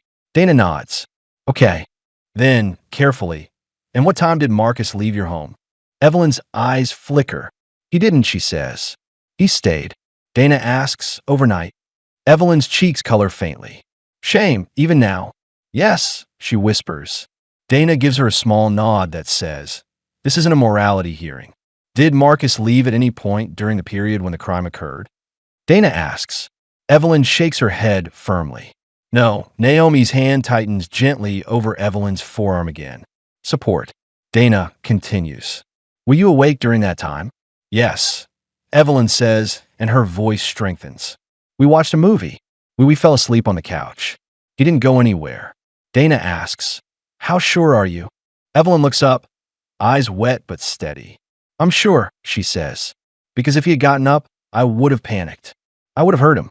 I would have, she stops, throat tightening. He wasn't there for me to lose him. Dana nods slowly. Thank you. She shifts slightly, keeping her tone gentle. Ms. Roark, she says, did you ever tell anyone, besides Mr. Stone, about your relationship with Marcus at the time? Evelyn hesitates. Her gaze flicks to Naomi, who gives a barely there nod. Answer only what you can. My best friend, Evelyn whispers. Kira, Dana asks, do you know where Kira is now? Evelyn's face tightens. We don't talk anymore. Dana nods. That's okay. Then, did you tell Kira you were with Marcus that night? Evelyn nods once. Yes. Did you communicate with Marcus the next day? Dana asks. Evelyn's fingers tighten around the flip phone inside her bag, as if she can feel it through fabric. Yes, she says. Do you still have those communications? Dana asks. Evelyn's voice trembles. I have an old phone. Messages. Naomi says, we'll handle extraction through proper channels. Dana nods. Absolutely. Then Dana asks the question they've been orbiting. Ms. Roark, when Mr. Stone visited your home before trial, did he make any statements that cause you not to come forward with your alibi testimony? Evelyn's breath catches. Her shoulders lift tense. She begins and her voice breaks. Naomi murmurs, slow. Evelyn swallows. He said my father would be ruined, she says. He said people would think my father helped Marcus. He said I would be the reason my father lost everything. Dana asks, did he threaten you directly? Evelyn's eyes flick to me, then away. He didn't say I will hurt you, she whispers. He didn't have to. Dana says, what did he say that made it feel like a threat? Evelyn's hands tremble. He said the press would destroy me, she says. He said my father would never forgive me. He said I was a good daughter for keeping quiet. Her voice tightens around the last phrase. Dana nods slowly. Did you believe him? Dana asks. Yes, Evelyn says. And I believed he could make it happen. Dana asks. Because of his power as a prosecutor? Evelyn shakes her head, and the answer surprises me. No, she whispers. Because he was calm. Dana pauses. Explain that. Evelyn's eyes fill and spill. He didn't act angry, she says. He didn't yell. He didn't threaten like a movie villain. She shakes her head, tears sliding down. He made it sound like gravity. Like if I spoke, the world would fall in the only direction it ever falls. Silence holds the room. Dana lets it. This is where my old cross-examination instincts itch, follow up, tighten, lock it down. But Dana doesn't pounce. She gives Evelyn space to breathe. Evelyn wipes her cheek quickly, embarrassed by the evidence of her own pain. Naomi hands her a tissue without comment. Evelyn takes it, dabs, and her voice grows steadier. And I love Marcus, she whispers. But I love my father too. And I didn't know that the choice was a lie. Dana asks softly, what do you mean? Evelyn looks at her. The truth comes out like a bruise you finally touch. Evelyn says, I thought I was choosing between them.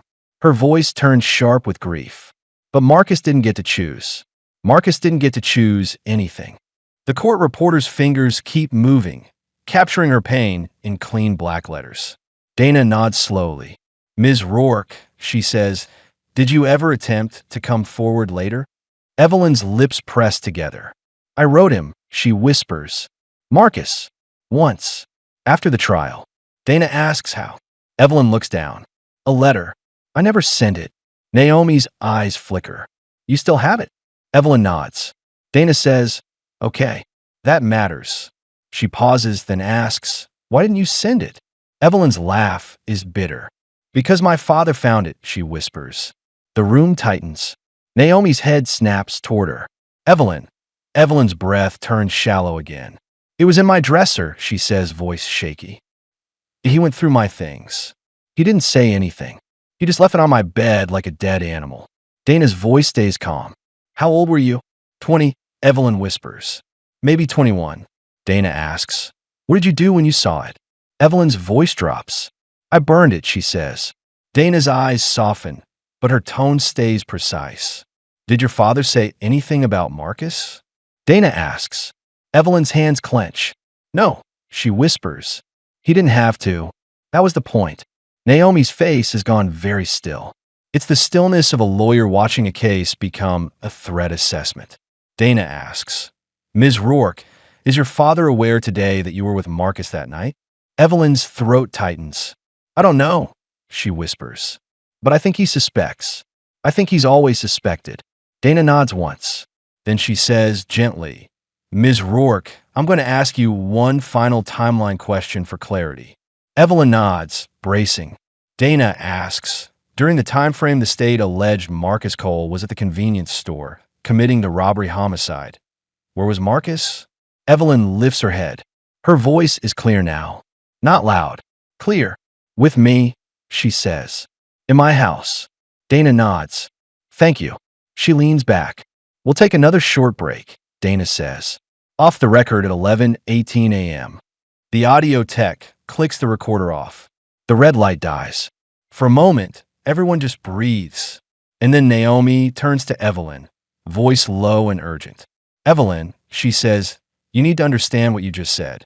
About the letter. About your father going through your things. Evelyn wipes her cheek again, exhausted. I know, she whispers. Naomi's expression hardens. That's not normal, she says. That's control.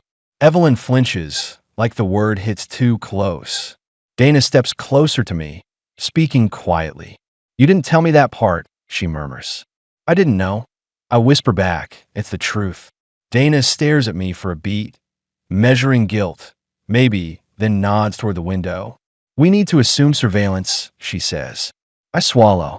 In this building, in this city, she replies. And then, because the universe loves bad timing, my phone buzzes. Unknown number. I stare at it. My skin prickles. Dana sees my face. Don't. I don't answer. It goes to voicemail. A second later, a text arrives from that same unknown number. A single sentence. SHE doesn't get TO speak without me. No signature. No need. Evelyn sees the change in my expression. What? She whispers. I don't want to show her. I don't want to feed the panic. But hiding things is what got us here. I turn the phone so she can read. Evelyn's face drains of color so fast, it's like watching a light go out. Naomi leans in, reads it, and her jaw tightens. Dana's eyes narrow. We're going back on the record, Dana says calmly. And there's something different in her voice now, like she just chose a lane and it's not the safe one. Naomi's gaze snaps to her. Dana holds up a hand. Not about him. About pressure. About fear. Naomi looks at Evelyn. Evelyn's lips tremble. I can't, she begins. Naomi says softly, you don't have to. Evelyn shakes her head, eyes shining. I do, she whispers. If I stop now, he wins. He always wins. She looks at me. And if he wins, she says, voice cracking, then Marcus stays buried, and I stay buried with him. Dana nods once. Okay, she says. Then we do this right. The court reporter clears his throat. We go back on the record. The red light comes on. And I realize, with a cold clarity, that the deposition isn't the climax. It's the spark. Chapter 13, The Gentle Cross. Back on the record at 11:27 a.m., the court reporter says, Dana's tone is steady. Ms. Roark, during the break, did anything occur that increased your fear about testifying today? Naomi's voice is quick. Objection, attorney-client. Dana interrupts gently. I'm not asking what you discussed with counsel. I'm asking whether external pressure occurred. Naomi looks at Evelyn. Evelyn nods, permission. Dana continues. Ms. Roark. Evelyn's voice is thin. Yes. What happened? Dana asks. Evelyn's eyes flick to my phone on the table, then back to Dana. There was a message. Evelyn whispers. A threat. Naomi says, firmly, not a direct threat of violence. Dana nods. Understood. Pressure. Intimidation. She looks at Evelyn. Did the message suggest someone was monitoring you or controlling your ability to speak? Evelyn swallows. Yes. Dana says, okay. She turns slightly toward me. Mr. Stone, she says, for the sake of clarity, you receive an unsolicited message during this deposition. Correct. Yes, I say. Dana nods. We'll mark that appropriately later. Then, very carefully, Dana shifts her chair angle so she is not looming over Evelyn. Ms. Roark, she says, I'm going to ask you something, and it's okay if you don't know the answer. Evelyn nods, tense. Is Mayor Roark the kind of man who needs to say the words, I threaten you for you to feel threatened? Dana asks. Evelyn's eyes fill. No, she whispers. Dana nods slowly. That's what we needed, she says. Thank you. She pauses, then adds, Ms. Roark, do you feel safe continuing right now? Evelyn closes her eyes for a moment, breathing through something. Naomi watches her like a hawk. Evelyn opens her eyes. Yes, she whispers. Not safe, but able. Dana nods. Able is enough. She glances at me, briefly. Mr. Stone, she says, you asked for this to be handled gently. My throat tightens. Dana continues. I'd like you to ask one series of questions. Naomi stiffens. Dana. Dana raises a hand. Limited. Controlled. One purpose. To clarify what he did then, and to clarify her memory with care. Naomi looks at Evelyn. Evelyn hesitates, then nods faintly. Naomi exhales. If he pushes, if he corners, this ends. I nod. Agreed. Dana looks at the court reporter. Note, Mr. Stone will ask limited questions for clarification. The reporter nods, fingers ready. I turn toward Evelyn. The old version of me would start with a trap. I start with permission. Evelyn, I say softly, is it okay if I ask you a few questions? Evelyn's hands tremble, but she nods once. Yes, she whispers. I keep my tone low, calm. Confession booth, not courtroom. Do you remember the day I came to your house? I ask. Evelyn swallows. Yes. Do you remember where you were standing when you opened the door? I ask. Her brow furrows, surprised by the detail. She nods. In the doorway. I think. I was barefoot. I nod. Not because it's evidence, but because it's grounding. Do you remember what I said first? I ask. Evelyn's lips press together. You asked if my father was home. I nod. And when I came inside, I ask, did I raise my voice at any point? Evelyn shakes her head. No. Did I use profanity? I ask. No.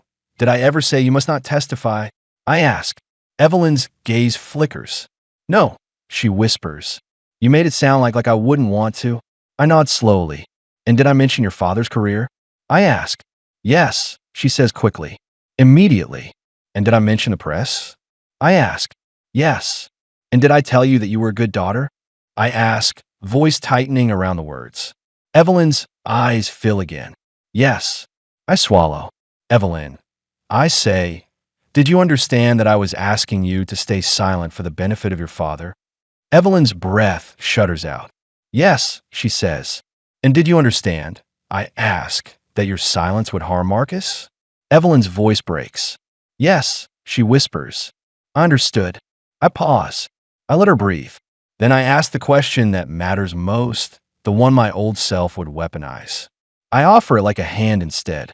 Evelyn, I say, did Marcus ever leave your presence that night? She shakes her head firmly. No. Did you see him at any point near the convenience store? I ask. No, she says stronger. Would you have lied for him then? I ask, and I keep my voice gentle, careful. Evelyn's eyes widen, startled. Naomi shifts, ready to object. But Evelyn answers before Naomi can. No, Evelyn says. I wouldn't have needed to. She swallows, voice steadier now. He was with me, she says. That's not a lie. I nod, slowly. Thank you, I whisper. I turn slightly toward Dana. That's all. Dana nods once, approval, and something like relief. Naomi's shoulders loosen a fraction, as if she expected damage and didn't get it. Dana takes back control of the questioning. Ms. Roark, Dana says, based on what you have testified today, do you believe Marcus Cole was wrongfully convicted? Evelyn's eyes glisten. Yes, she says. Yes. Dana nods. And are you willing, she asks, to provide the photo and the phone for forensic extraction through your counsel? Evelyn looks to Naomi. Naomi nods. Yes, Evelyn says. Dana sits back. Thank you, she says. No further questions at this time. Naomi clears her throat. I have questions for my client, she says, limited to clarification and comfort. Dana nods. Proceed. Naomi turns to Evelyn, voice softening. Evelyn, she asks, are you testifying today voluntarily? Evelyn nods. Yes. Has anyone threatened you with violence to make you testify? Naomi asks. No, Evelyn says. Has anyone promised you money, a deal, or immunity? Naomi asks. Evelyn shakes her head. No, Naomi nods. And do you understand you can stop any time? She asks. Yes, Evelyn whispers. Naomi places her hand gently over Evelyn's. Okay, she says. That's all. The court reporter looks up. Off the record? He asks. Dana glances at Evelyn. Evelyn's shoulders sag. Yes, she whispers. Off the record at 11:44 a.m., the reporter says. The audio tech clicks off the recorder. The red light goes dark. For a moment, the room is almost peaceful. Then Dana's phone buzzes. She looks at the screen. Her expression changes in a way that makes my stomach drop. What? Naomi says sharply. Dana doesn't answer immediately. She turns the screen toward us.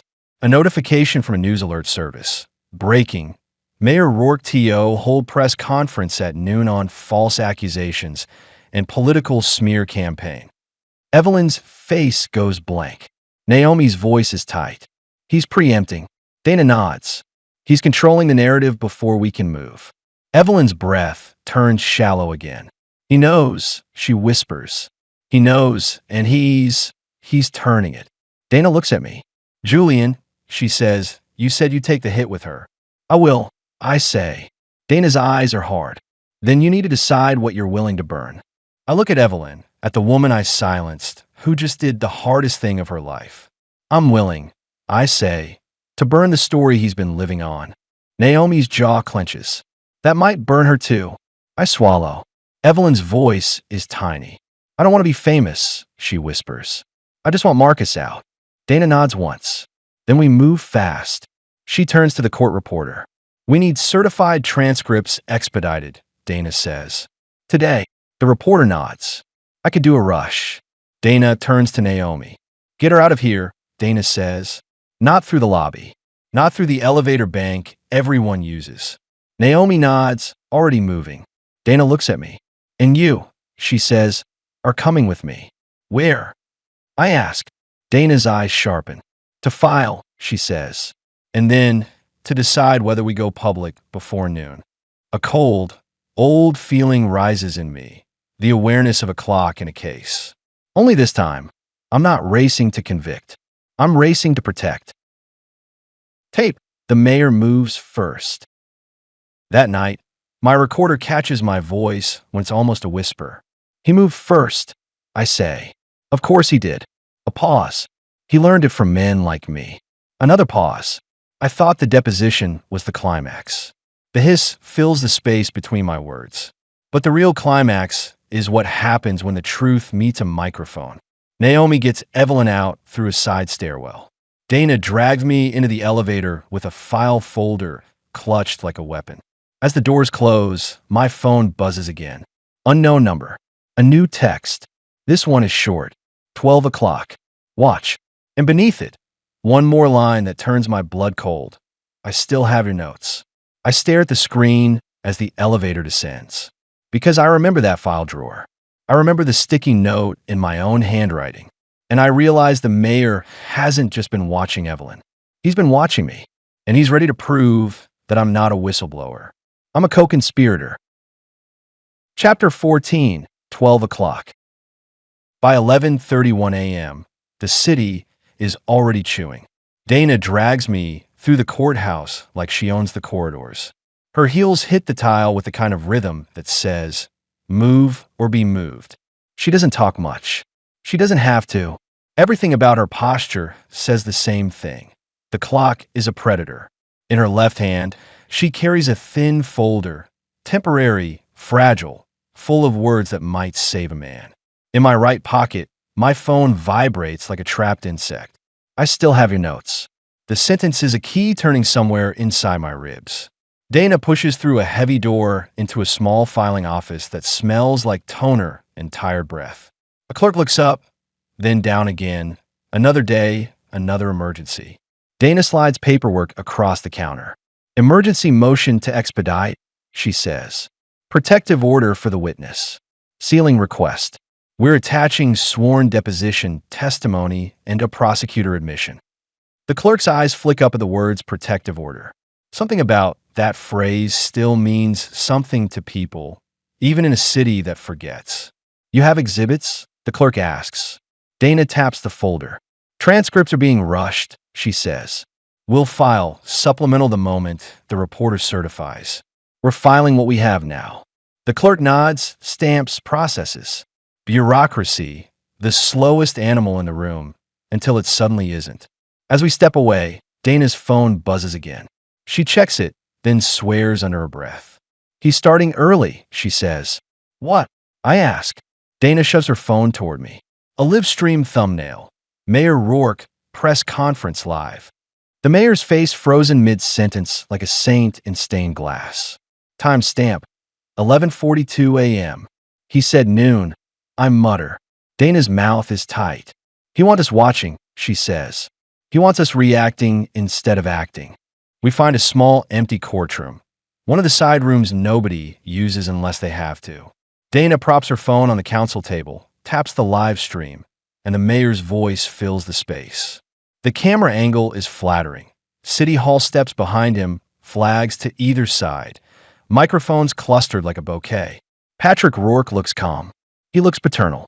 He looks like the kind of man who could hold a baby for a photo op and sleep fine afterward. My friends, he says, voice warm. The last 24 hours have seen an increase in rumors and accusations, false accusations, about my family and my service to this city. Dana's jaw clenches. I feel my pulse in my throat. The mayor continues, eyes steady on the cameras like he's addressing one person. Let me be clear, he says. There is an effort underway to smear this administration, to weaponize our justice system for political purposes. He smiles, small, reassuring. I will not allow it. Dana mutters, of course. I can't look away. In the coming days, the mayor says, you will hear names. You will hear sensational claims. I urge you to remember this. Some people thrive on chaos. Some people profit from distrust. His eyes narrow slightly. And some people, he says, are trying to rewrite history to excuse violence. My stomach drops. He's framing Marcus as guilty before the city can consider innocence. He's laying down the story like asphalt. Let me also say this, he continues. If any individual believes they have information relevant to a case, the proper place for that is in a courtroom, not in backroom recordings, not in internet speculation, and certainly not in coordinated attacks on public servants. Dana snorts softly. He's talking about the deposition, she whispers. The mayor's gaze shifts, as if he's looking directly through the camera and into my office door. I have served this city with integrity, he says, and I will protect my family from harassment. Protect. There's that word again. The holy word men like him use when they mean control. He raises a hand. I will be cooperating fully with any lawful inquiry, he says, and I encourage anyone involved in spreading false allegations to consult counsel, because defamation is not a game. Dana's eyes flick to me. He's building a cage, she murmurs. For her. For us. The mayor smiles again, warm as a blanket. Thank you, he says. And may we remain focused on what matters. Safer streets, stronger families, and truth. Truth. He says it like he owns it. Then the stream cuts to questions. Reporters shout, Mayor, are you denying your daughter dated Marcus Cole? Mayor, did you contact anyone for the Innocence Project? Mayor, is this about misconduct by a former prosecutor? The mayor lifts his hand again, controlled. I will not dignify gossip, he says, but I will say this. Anyone who has ever truly worked for justice knows the difference between truth and theater. The live stream ends. The room goes quiet except for the faint hum of fluorescent lights. Dana doesn't move for a moment. Then she turns to me. Okay, she says. He just did 3 things. What? I ask because my brain is trying to keep up with the speed of his narrative. He pre-poisoned the witness, Dana says. He framed her as unstable or manipulated. He framed us as political.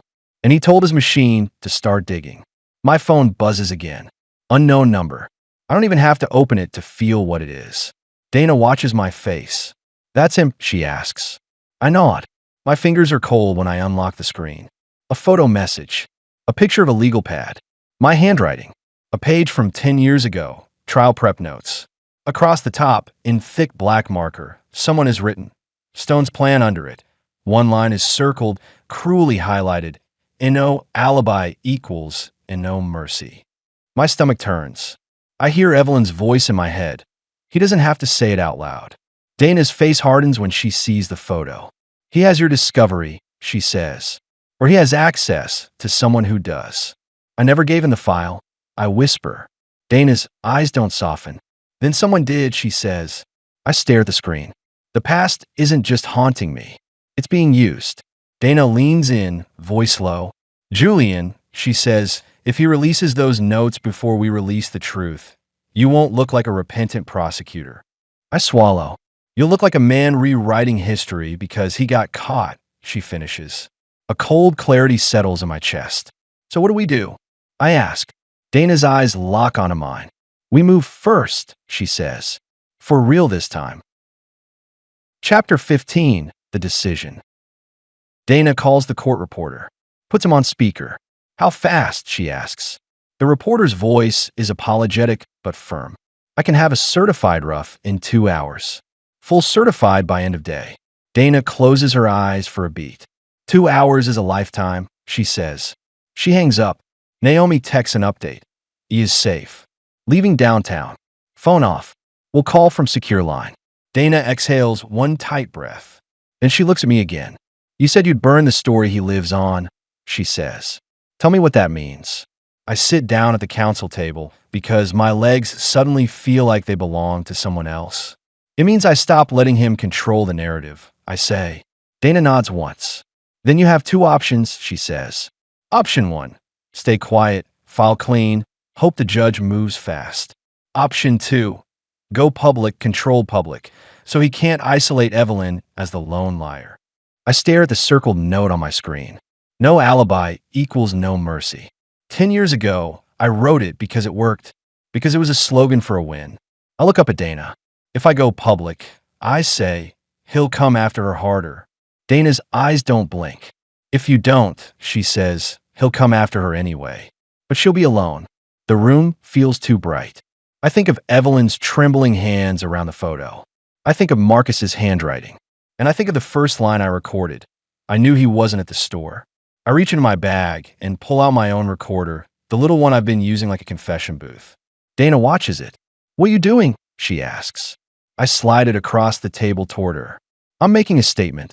I say, a clean one that can't be edited into a smear. Dana's jaw tightens. To who? She asks. Everyone, I say. Dana, hold my gaze. You ready for what that costs? She asks. I don't pretend. No, I say, but I'm ready to pay. Dana nods once. Okay, she says. We do it smart. She pulls out her phone and starts typing fast. Contacts, press list, court liaison. No names, she says. Eyes on her screen. Not hers. Not yet. We protect her identity as long as we can. I nod. Dana looks up. And Julian, she says. Yes. When the cameras come, she says, you don't perform. You don't argue. You don't spin. I swallow. You confess, she finishes, and you shut up. That at least I can do. Tape, the statement. I press record in the empty courtroom. The tape hiss is there, soft and constant. This is Julian Stone. I say, voice steady because steadiness is all I have left. Former assistant state's attorney. I breathe. 10 years ago, I prosecuted Marcus Cole. He was convicted largely because the state argued he had no alibi. I pause. I knew he had an alibi. My throat tightens, but I keep going. The alibi was a young woman I intimidated into silence. I did it to protect a political ally and to secure a conviction. I exhale. That was misconduct. That was wrong, and it destroyed a life. Tape hiss. Breath. I am cooperating with post-conviction counsel. I will testify under oath to what I did, and I will provide what I can to ensure the witness is safe. I swallow. The truth is not a smear campaign. The truth is overdue. I stop the recorder. Dana stares at me for a beat, then nods once, like she just watched a man step off a cliff on purpose. Chapter 16. The First Response. Within 30 minutes, the city starts vibrating. Dana doesn't post the statement publicly yet. She sends it to 3 people first. The judge's chambers through proper channels, a trusted court reporter who covers legal affairs, a producer she knows at a local station who won't sensationalize the witness. She keeps it tight, controlled, professional, and still like blood in water, it spreads. My phone buzzes nonstop. Calls I don't recognize. Texts from numbers I haven't saved. Old colleagues suddenly checking in. Reporters suddenly respectful. At 12:46 p.m., Dana's phone rings. She answers, listens, and her expression changes from focused to furious.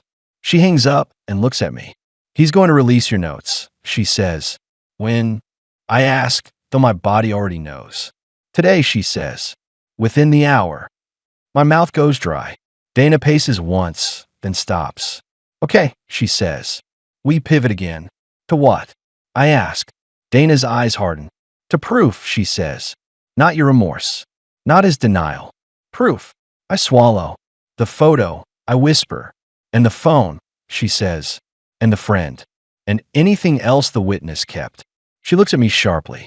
Julian, she says, what else did you keep? I hesitate. Because the answer is the kind that changes everything. I open my briefcase and pull out the manila folder I've been pretending doesn't exist. Evelyn Roark. Dana's eyes narrow. You told me you had notes, she says. You didn't tell me you had a whole folder. I didn't want, I start. Dana cuts me off. No more protecting your comfort, she says. What's inside? My hands shake as I open it. There's a timeline, a number, and one thing that makes Dana go still, a copy of a visitor log from a jail, 10 years ago. My name on it, and beneath it, in different handwriting, P. Roark. Dana's voice drops. He visited Marcus? She whispers.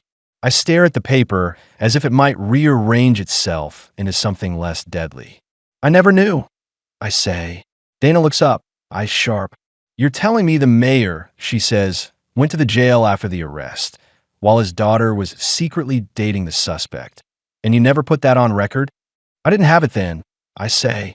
I found it later. I filed it away. Dana's face hardens into something like certainty. This isn't just a cover-up, she says. This is a pattern. My phone buzzes again. Unknown number. One more text. This time, it's a photo of a TV screen.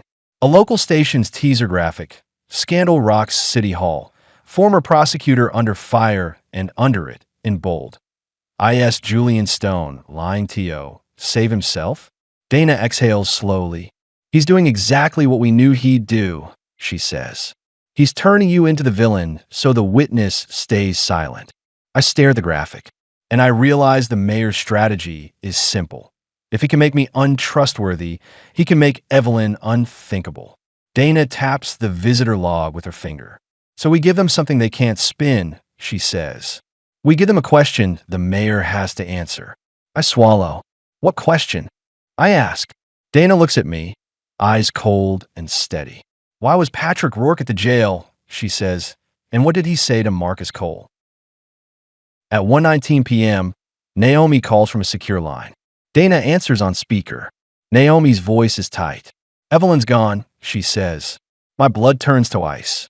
Gone, Dana repeats. She left the safe house, Naomi says. No car, no phone, no note. She just disappeared. I stand so fast my chair tips. No, I whisper. Naomi's voice cracks, just once. She said one thing before she walked out. Naomi says, she looked at me and said, Naomi swallows. If he has Julian's notes, he has mine too. And then the line goes quiet. Because in the background, faint, distant, unmistakable, I hear a familiar sound through Naomi's receiver. A tape hiss. Someone, somewhere, has pressed record, and Evelyn is speaking into it. Chapter 17, Evelyn's tape. Naomi's phone is still on speaker when the hiss comes through, soft, constant, intimate. The sound of a machine waking up. Dana's eyes lock on mine. Naomi whispers, Evelyn. On the line, a breath, shaky, close to the mic. Then Evelyn's voice, quiet as confession. If you're hearing this, she says, then I'm not where I'm supposed to be. A pause. Tape hiss. Another breath. I don't know who will get this first, she continues. Naomi. Dana. Julian. Him. Naomi's hand covers her mouth. Dana leans forward like she can physically pull the words out faster. Evelyn's voice trembles, but doesn't break. I left because I realized something, she says. The whole time, I thought the danger was what my father could do after I spoke. A swallow. But the danger was always what he already did while I stayed silent. The tape hiss fills the room like snowfall. I've been afraid of making him angry, Evelyn whispers. And I didn't notice that he didn't need anger. He already had control. Another pause. Her breath is audible. I want this on record, she says. In my voice. Not just in a transcript. Not just through lawyers. Not just through Julian. My chest tightens at my name in her mouth. Because it's not kindness. It's a boundary. I'm going to say it clean, she continues. 10 years ago, Marcus Cole was with me. At the rink first. Then at my house. He didn't leave. He didn't go to that store. He didn't kill anyone. A beat. And Julian Stone knew, she says. He came to my house and intimidated me into staying silent. Naomi whispers, oh God. Evelyn's voice remains steady, like she's holding onto a rail. My father was the police chief then, she says. Now he's the mayor. I'm not saying he told Julian to do it. I'm saying Julian did it because he wanted my father's approval. A pause, heavier. But my father, she swallows, my father knew more than he ever admitted. Dana's eyes flick sharply to me. Visitor log, P. Roark. Evelyn continues, voice dropping. When I tried to write Marcus after the trial, my father found the letter, she says. He didn't yell. He didn't hit me. He didn't threaten in obvious ways. A small laugh that isn't humor. He just showed me he could open any drawer, any thought, any future. Tape hiss. Breath. And then he did something I didn't understand until now. She pauses, like she's choosing words carefully. He went to see Marcus, Evelyn whispers. Dana goes perfectly still. Naomi makes a strangled sound. My stomach drops, so hard it feels like falling. Evelyn's voice shakes for the first time. I didn't know it then, she says. I suspected later. I found things. The way my father talked about the case, like he'd met Marcus personally. The way he watched me, like he'd made a deal with something. She breathes in sharp. I found proof this morning, she whispers. Someone sent me a picture. Naomi's voice breaks. Evelyn, where are you? Evelyn ignores the question or can't hear it. If he has Julian's notes, Evelyn says, he has mine too. Her voice tightens. He kept a file, she whispers. Not like a dad keeps pictures. Like a cop keeps evidence. Like a man keeps leverage. Tape hiss. So this is what I'm doing, Evelyn says. I'm taking the leverage away. Her breathing steadies, determination replacing fear. I'm going to a place where I can't be quiet, she whispers. A place where the truth and I have to be in the same room. Naomi pleads. Tell us where. Evelyn inhales. The rink, she says. And then, softly, like she's speaking to herself, the photo booth. The tape clicks. Not off. Just a shift, like she moved the recorder in her hand. Her voice returns, closer. If something happens to me, she whispers, don't let them turn this into a scandal about me. Don't make me the story. Make Marcus the story. A beat. And Julian, she says, my name, again, this time like a warning carved in stone. If you really mean it, don't try to save your reputation. Save him. Tape hiss. Then the line goes dead. Naomi's voice comes back through the speaker, strangled. She's going to the old rink. Calhoun Ice. Dana is already moving. Where is that? South side, Naomi says. It's closed. I know where it is, I say. Because of course I do. It's in my old notes, the place I dismissed as noise. Dana snatches her keys. We go now. Naomi's voice rises. Dana, you can't. What if he's there? Dana's tone is steel. If he's there, we document. And we don't bring her back in his silence. I grab my coat. My phone buzzes, unknown number, like the city itself is trying to keep up. I don't look. I run. Chapter 18. Calhoun Ice. The drive feels like a chase even before I see anyone chasing. Dana's car cuts through downtown traffic like she's done this her whole life. She doesn't turn on the radio. She doesn't speak unless she has to. I keep watching the rearview mirror. Every black SUV looks like it could be his. Every sedan that stays too close feels like intent. Do you think he knows she left? I ask. Dana's eyes stay on the road. He knew before she left. I swallow. Ow! Dana exhales. Control like that isn't reactive. It's built. We turn off the main avenue and into the south side. The buildings shift. Less glass, more brick. The streetlights buzz instead of glow. The city here doesn't pretend.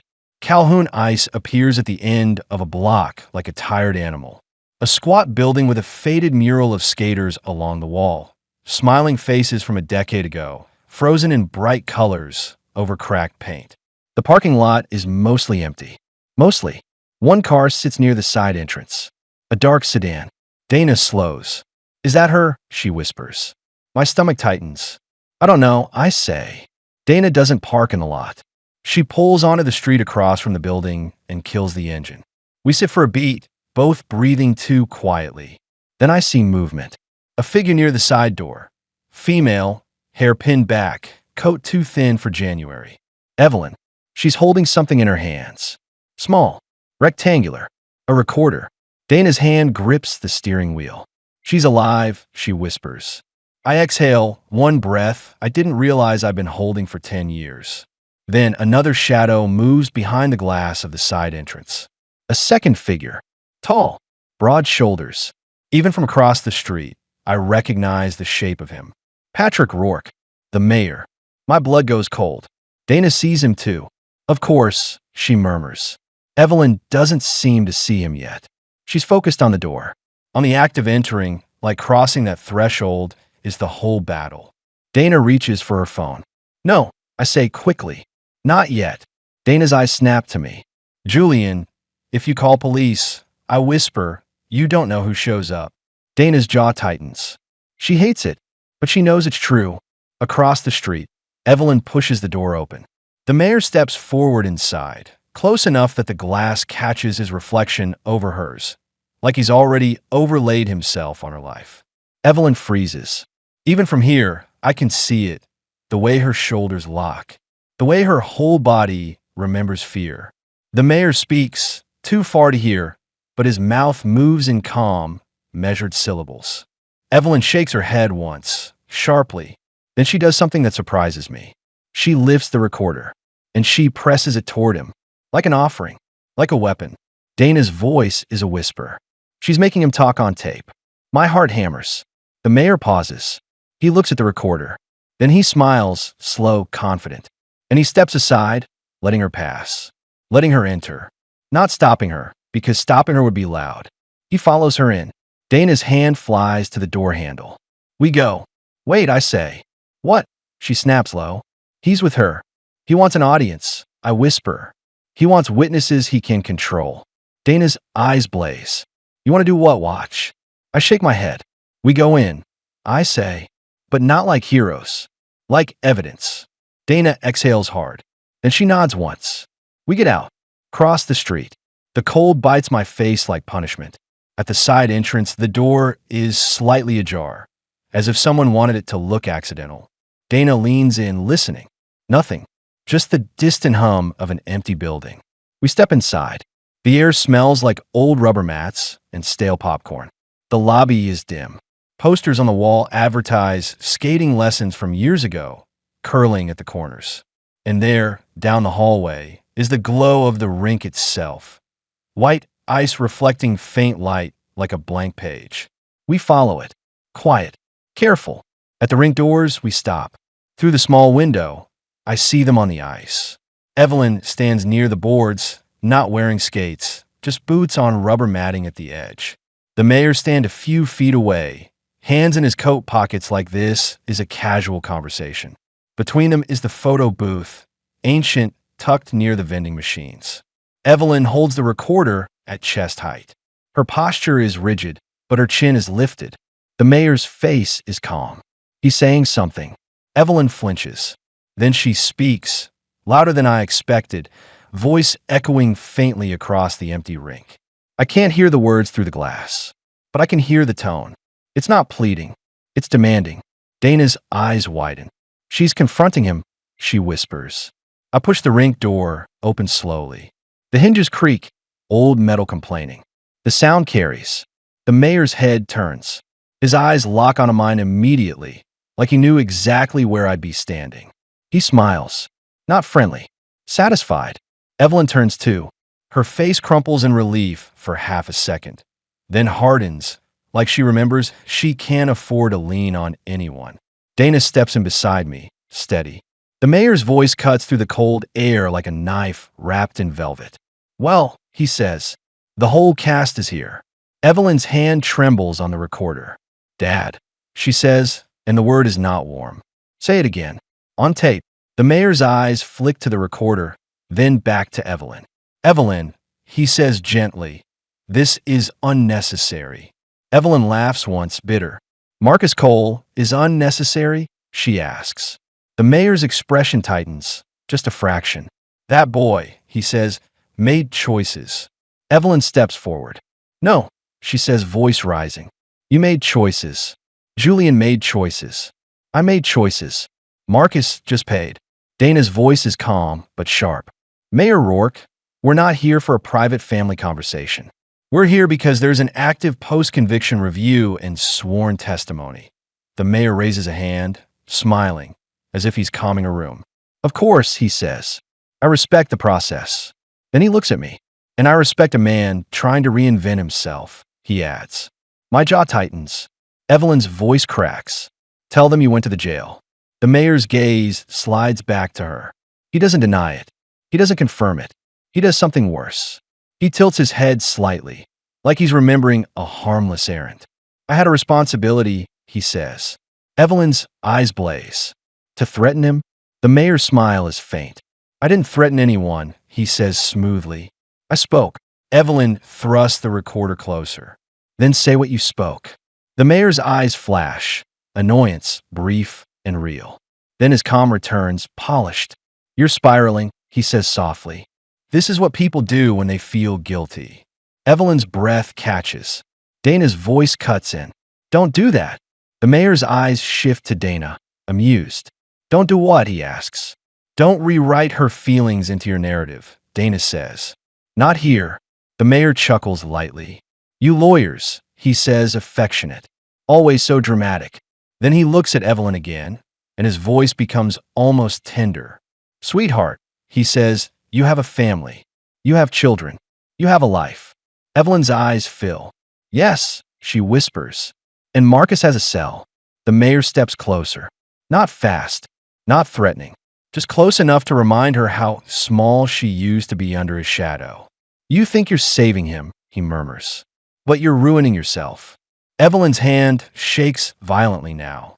She presses the recorder to her chest like a heartbeat. I'm not your story anymore, she whispers.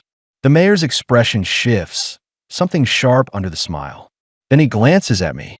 Julian, he says, conversational, tell her. My stomach drops. Tell her what? I ask. The mayor's eyes are bright with cruelty that knows it won't look like cruelty on camera. Tell her, he says, what happens to witnesses who change their minds. Dana steps forward. That's intimidation. The mayor smiles. It's advice. Evelyn's voice rises, breaking. You went to Marcus, she says. You went to him in jail.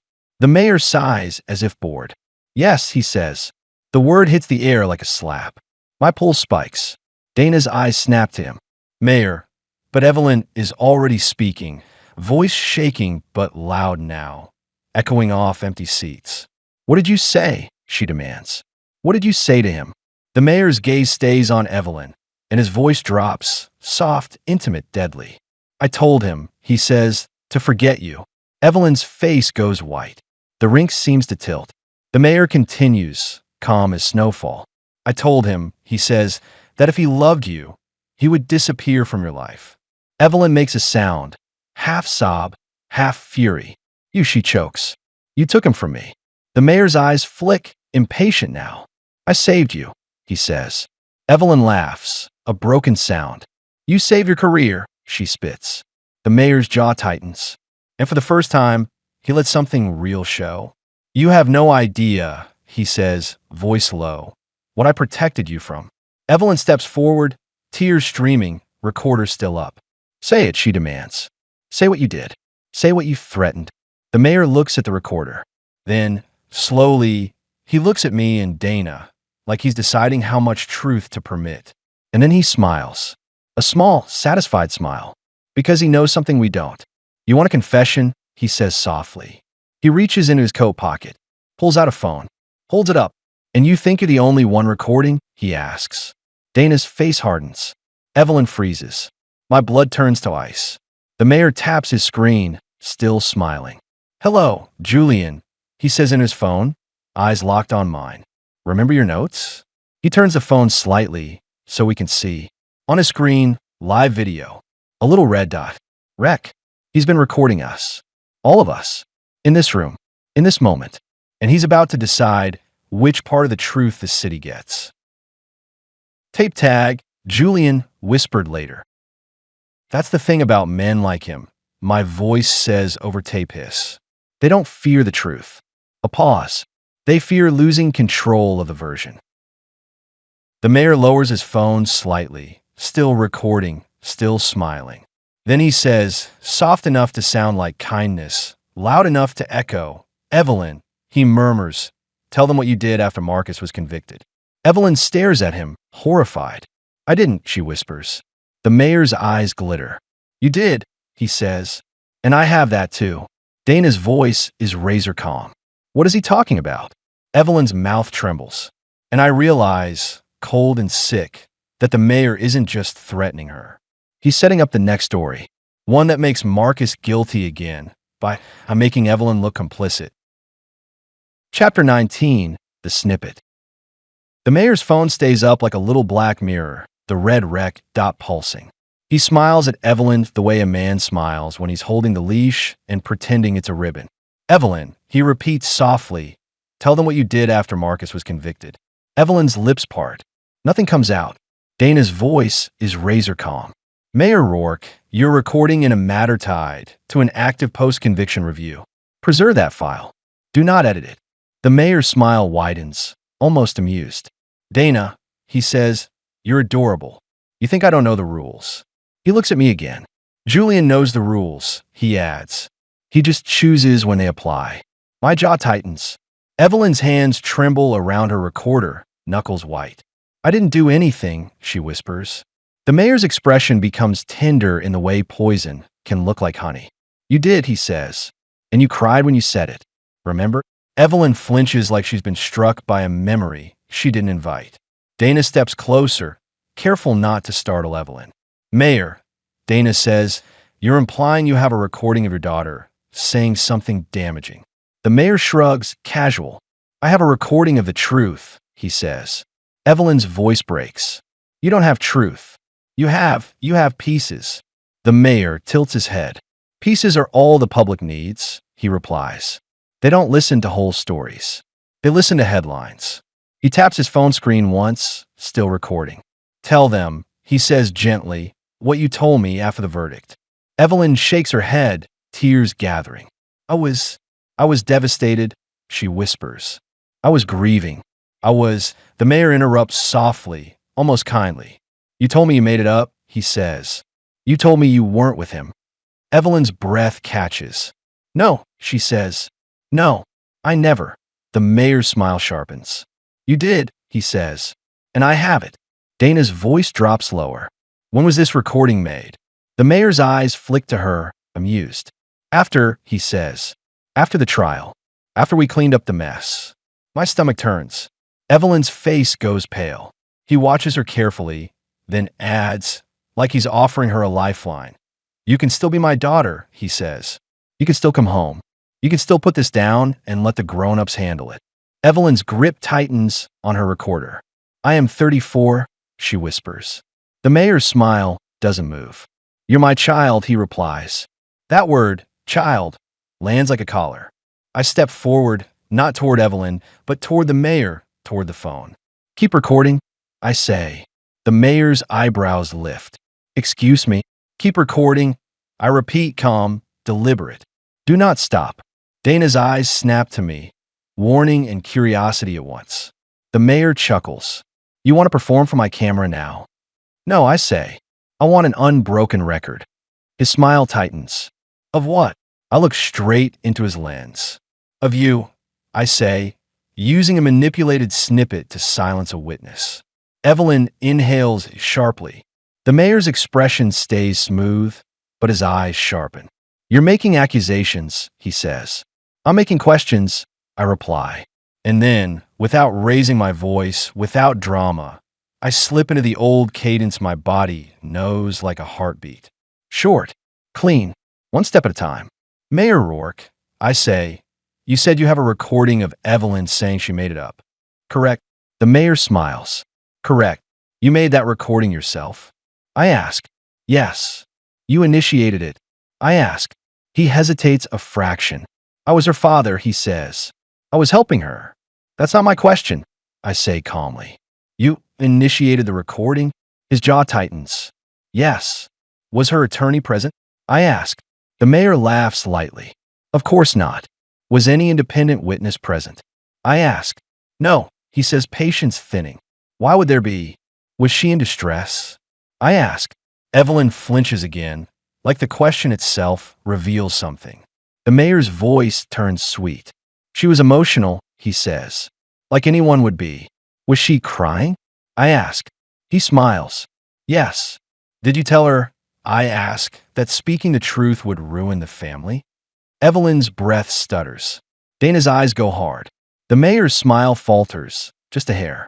I told her, he says, that consequences are real.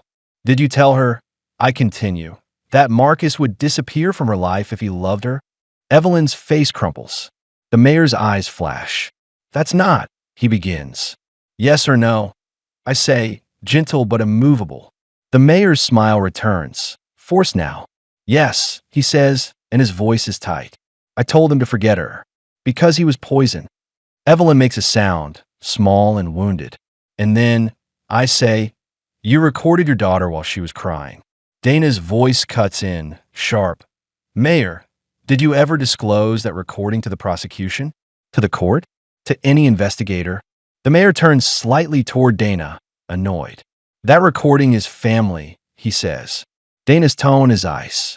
So you have evidence you're willing to weaponize publicly, but not willing to disclose through lawful process. The mayor's smile is thin. You're twisting, he says. I look into his phone again. No, I say. I'm clarifying. Then I turn to Evelyn, slowly, giving her space to choose.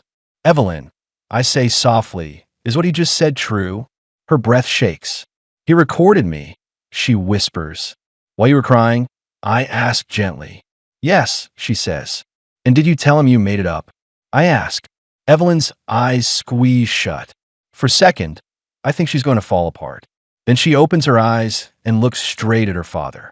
Her voice is quiet. I said whatever you needed me to say. She whispers, so you would stop. The rink seems to hold its breath. The mayor's smile doesn't move, but something dark shifts behind it. You're confused, he says softly. Evelyn shakes her head. No, she whispers. I'm awake. Dana steps forward, voice steady.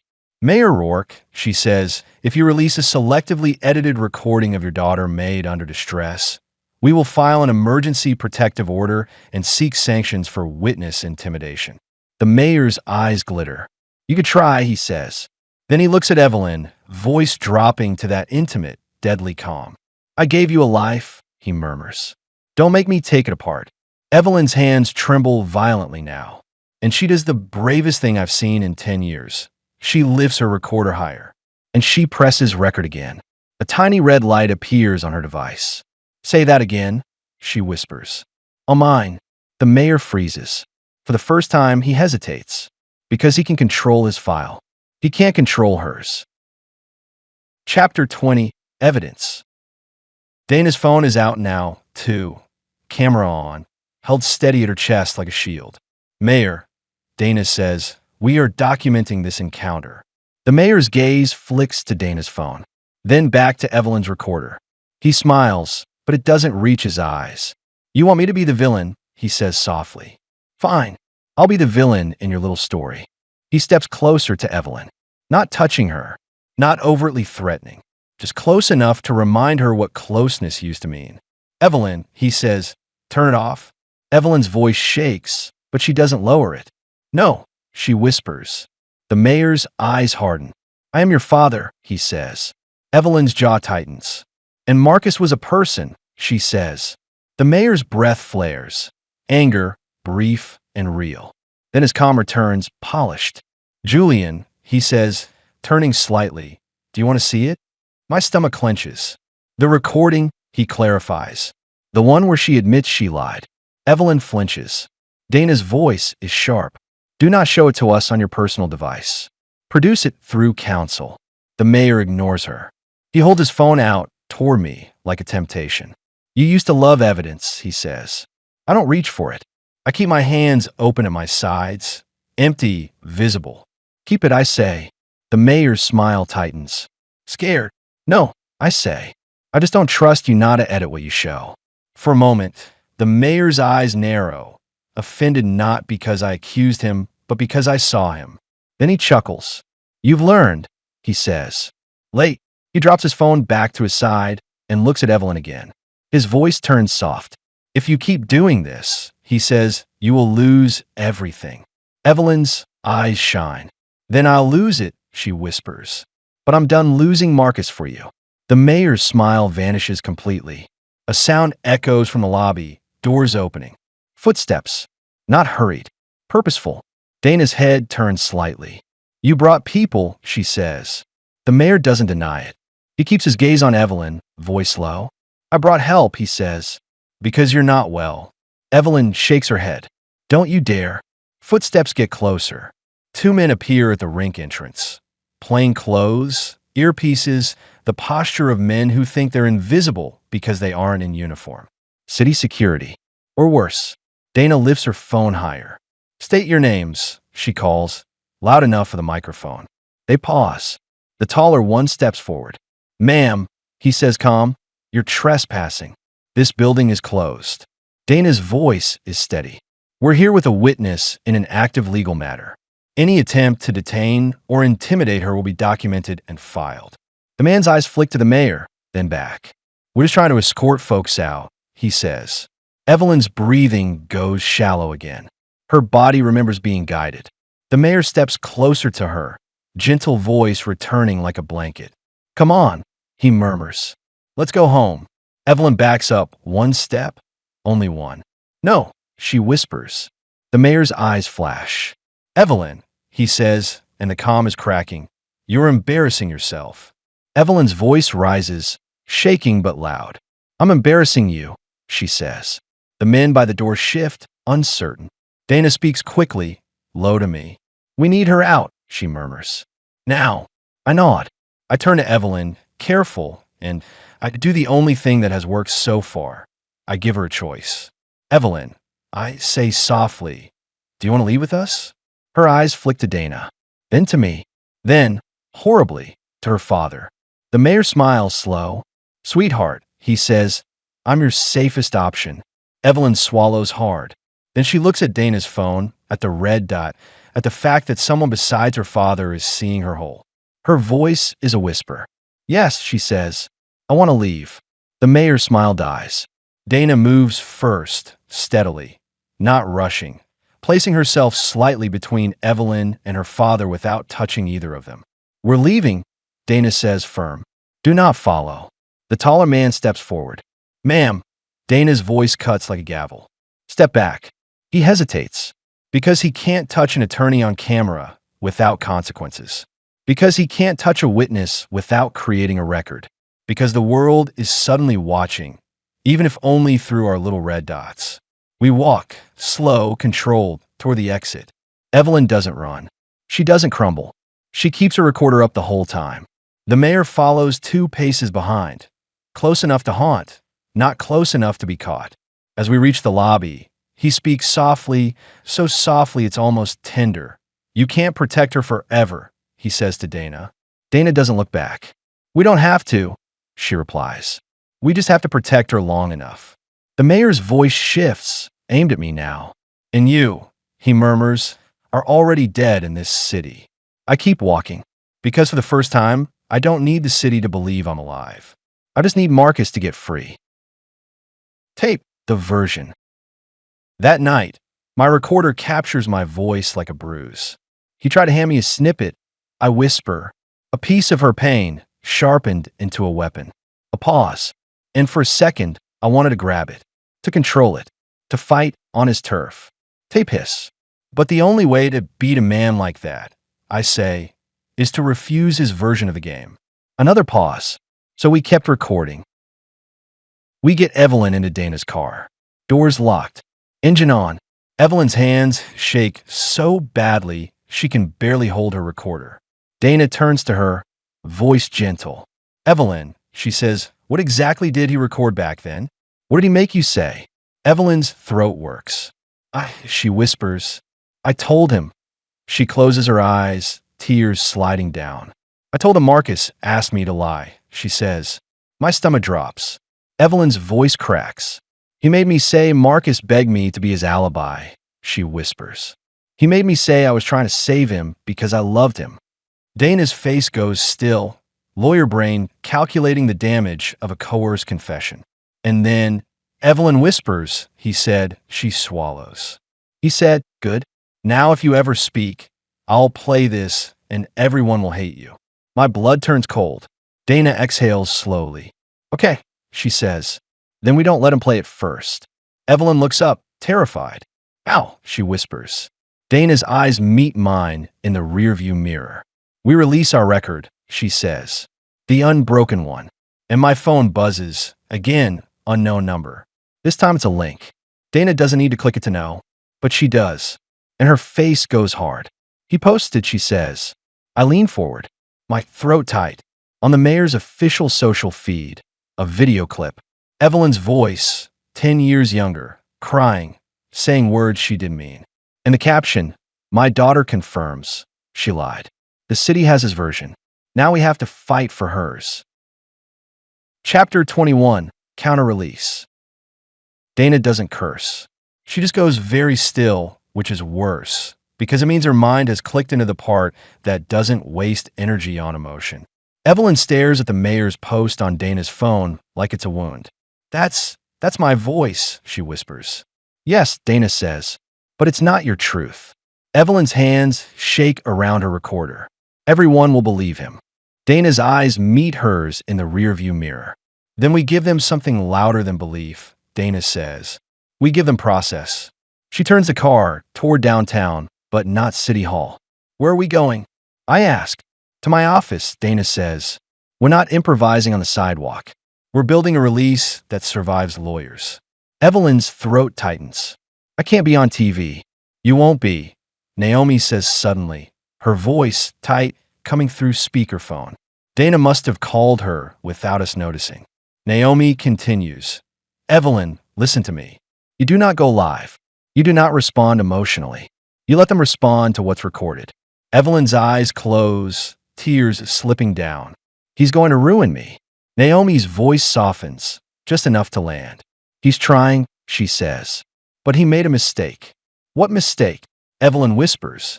Naomi exhales. He showed his hand. Publicly. That clip is now evidence of intimidation and coercion tactics. He posted it to silence you. Dana nods. Exactly. I look at Evelyn. You recorded him at the rink, I say quietly. You made him talk. Evelyn swallows. He didn't say the worst parts, she whispers. Not on mine. But he confirmed enough, Dana says. And we have your deposition. We have Julian's sworn admission. We have an emergency motion in. Evelyn looks up, eyes wide. And we have your tape, Dana adds. The one you made before you went to the rink. Evelyn flinches. You have that. Naomi's voice cuts in. Evelyn, you left your recorder running on the secure line. It recorded. We have it. Evelyn's breath catches, then a small, broken laugh. So, I finally did something right by accident, she whispers. Dana's tone is steady. You did something right on purpose. You stopped being quiet. She pulls into the garage under her building and parks in a spot that isn't hers. Up, she says. Now. Chapter 22. The statement that doesn't flinch. Dana's office is all clean lines and dim lamps. No clutter, no softness. The kind of space built for emergencies. She sits Evelyn in a small interior room with no windows. Naomi, Dana says into the phone, I need a written statement from you. Not emotional. Procedural. Confirm coercion. Confirm the mayor's clip is selectively edited. Confirm your client's deposition was sworn and voluntary. Naomi, already drafting. Dana turns to me. And you, she says. You're going on camera. My stomach knots. I already recorded. That's not enough now, Dana cuts in. He posted a clip. He's telling the city you're a liar, trying to save yourself. You need to look into a lens and own what you did without hedging. Evelyn whispers, don't. Her voice is thin, frightened. Not for herself this time. For you? I ask softly. She swallows. For everything. Dana's gaze stays on me. This is the cost, she says. You said you'd pay it. I nod once. Okay, I say. Dana moves fast. She emails 3 outlets again. The ones least likely to turn Evelyn into a spectacle. She attaches Julian Stone's sworn audio statement, the clean confession, a short legal memo framing it as prosecutorial misconduct, Naomi's letter asserting the mayor's clip is coercive and incomplete a note. Witness identity protected. Deposition under seal pending court order. Then she looks up. And now, she says, we make it impossible to ignore. She points her phone on a tripod. Simple, brutal. No tears, she says. No speeches. Just facts. E-seat. Dana starts recording. The red dot appears, this time on our side. I stare into the lens. My name is Julian Stone. I say. I was an assistant state's attorney 10 years ago. I breathe. I prosecuted Marcus Cole. He was convicted largely because I argued he had no alibi. A pause clean. I knew he had an alibi. My throat tightens, but I keep it steady. I intimidated the alibi witness into silence. I did it to protect a political ally and to secure the conviction. That was misconduct. That was wrong. I stopped there. I did not decorate it. Dana nods. Keep going. I have testified under oath to these facts. I say. I am cooperating with post-conviction counsel. The witness has also testified under oath. I hold the lens like it's a judge. Any selectively edited clips circulated to smear the witness are coercive tactics designed to silence her. The proper venue is court. The truth is overdue. Dana stops recording. For a beat, the room is quiet. Then Evelyn whispers from behind the door. Dana must have left it cracked just enough for her to hear. He didn't say my name. Dana answers through the crack. I'm not letting him have you. Evelyn exhales, thin relief. But it doesn't last. Dana's phone buzzes, and her face hardens again. He's responding, she says. She turns the screen toward me. Mayor Roark has posted again. The failed prosecutor admits he targeted my family. The city chews. Dana doesn't blink. Good, she says. Now it's not just a rumor. It's a fight he's having in public. That makes judges nervous. Evelyn's voice through the crack. He'll come for my kids. Naomi's voice on speaker. Sharp. He can't touch them if we move fast enough. Dana nods. We're filing a protective order with teeth, she says. And we're asking for an emergency hearing today. Today? I ask. Dana's eyes flash. He wanted 12 o'clock, she says. Let's give him court. Chapter 23. Marcus hears the crack. Prison news doesn't arrive like normal news. It arrives like weather. You feel it change before you can name it. Marcus Cole is in the day room when someone nudges him. Yo, a man says, not unkind. Your name's on the TV. Marcus doesn't move at first. He's learned not to move fast for anything. Fast movement gets you noticed. Notice gets you hurt. But then he hears it. His name. Not shouted. Not cursed. Spoken like a headline. He stands slowly, the room around him blurring into a soft roar. The television is mounted in a cage of metal. The volume is low, but captions run across the bottom. Former prosecutor admits misconduct in cold case. Marcus stares as if the words might vanish if he blinks. A face appears on screen. Julian Stone. Older now. Grayer. But unmistakable. Marcus's stomach twists. His first instinct is fury. Old and faithful. Then the caption changes. Alibi witness testifies under OATH. Marcus's throat closes. A guard walks by, glances at the screen, glances at Marcus, and keeps walking like this isn't a man's life in pixels. Marcus leans closer to the metal cage. On screen, Julian Stone speaks. No emotion, no spin, just the cold shape of confession. Marcus watches the mouth that once built his cage say the words that might open it. A sound escapes Marcus's throat. Half laugh, half sob, so quiet no one hears but him. He presses his forehead to the cold metal. 10 years he has rehearsed disbelief, because hope is dangerous in a place like this. But the captions keep rolling. Emergency hearing requested. Marcus closes his eyes. He thinks of her, not her face exactly, but the idea of her. The missing room in the story, the place the truth should have lived. He whispers, barely audible, Evelyn. And for the first time in 10 years, the name doesn't feel like a ghost. It feels like a door. Chapter 24. The hearing. The courthouse moves like a machine that hates urgency. Dana forces urgency into it anyway. By 4:12 p.m., we're standing in a small courtroom that smells like old paper and winter coats. The judge looks tired before the day even begins, because this city has trained people to be tired of truth. Mayor Roark isn't here. Of course he isn't. He sends counsel, 2 attorneys in matching dark suits, confident smiles, the posture of men paid to make reality slippery. Dana stands at counsel table with a folder thick enough to bruise. Naomi sits beside her, Evelyn absent, protected, hidden, breathing somewhere safe. I sit behind them, not a lawyer, not a hero, just a man who finally showed up to his own consequences. The judge adjusts his glasses. Counsel, he says, this is an emergency motion to expedite and for a protective order. I have reviewed the preliminary filings. Dana doesn't waste time. Your Honor, she says, we have sworn testimony from the former prosecutor admitting he suppressed an alibi by intimidating the witness. We have sworn testimony from that witness confirming the alibi and the intimidation.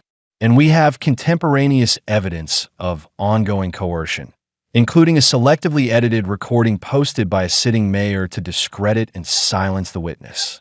One of the mayor's attorneys stands. Your Honor, this is political theater, he says smoothly. My client is the victim of a coordinated smear. Dana's voice cuts in, controlled. Then he should stop posting edited confessions from his daughter on official channels, she says. Because that's not governance. That's witness intimidation. The judge's eyes sharpen slightly. Interest, finally. The mayor's attorney smiles, thin. The mayor posted a family matter, he says. It's irrelevant to the legal question. Naomi stands. Your Honor, she says, my client was recorded while distressed, without counsel, and that clip is being used to coerce her into silence now. The judge holds up a hand. I'm not here to litigate family dynamics, he says, voice clipped. Dana nods once, then lands the point like a nail. You're here to ensure the integrity of this court, she says. and that integrity is being threatened in real time. She places her phone on a lectern and shows the post, caption, clip, timestamp. The judge's mouth tightens. He looks at the mayor's counsel. Counsel, he says, is your client aware he is potentially contaminating a proceeding by publicly releasing selectively edited content regarding a material witness? The mayor's attorney's smile falters just a fraction. Your Honor, the mayor is entitled to respond to attacks. The judge's voice hardens. Not like this, he says. Dana continues, quieter now, more dangerous because it's calm. We are asking for 3 things, she says. A protective order for the witness and her children. An order prohibiting any party or agent of the mayor's office from contacting or surveilling her. And an expedited hearing date on the merits of Mr. Cole's post-conviction petition. The mayor's counsel rises. Your Honor, we object. The judge raises a hand again. Objection noted, he says. But I'm granting the protective order. My chest tightens. Relief and fear braided together. The judge continues. And as to the expedited hearing, he says, I am setting it within 14 days. Dana nods, jaw tight. She wanted sooner. But 14 days is not forever. The judge looks at the mayor's counsel again. And counsel, he adds, advise your client that any further public dissemination of material related to this witness will be viewed as interference. Understood. The attorney swallows. Understood, Your Honor. The judge glances down at his papers, then looks up at me. Mr. Stone, he says. My throat goes dry. Stand, he says. I stand. The courtroom feels too quiet. The judge's gaze is steady. You have admitted, under oath, to misconduct, he says.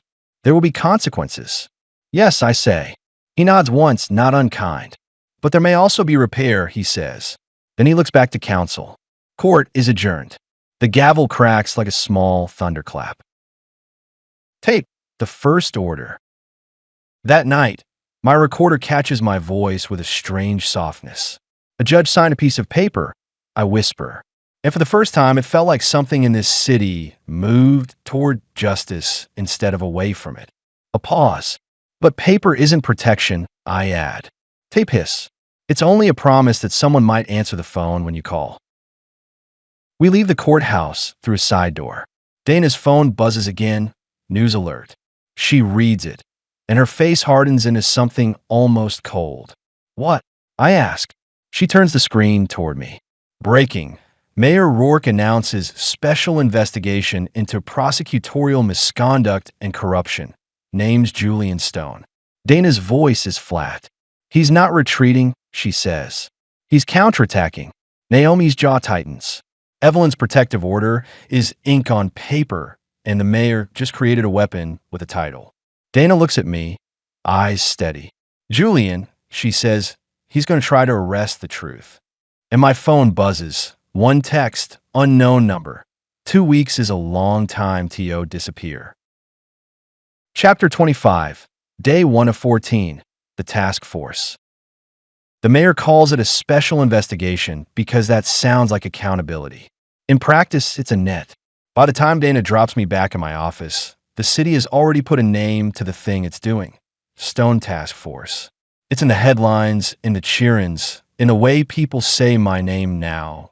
Like it's a cautionary tale they can feel righteous about.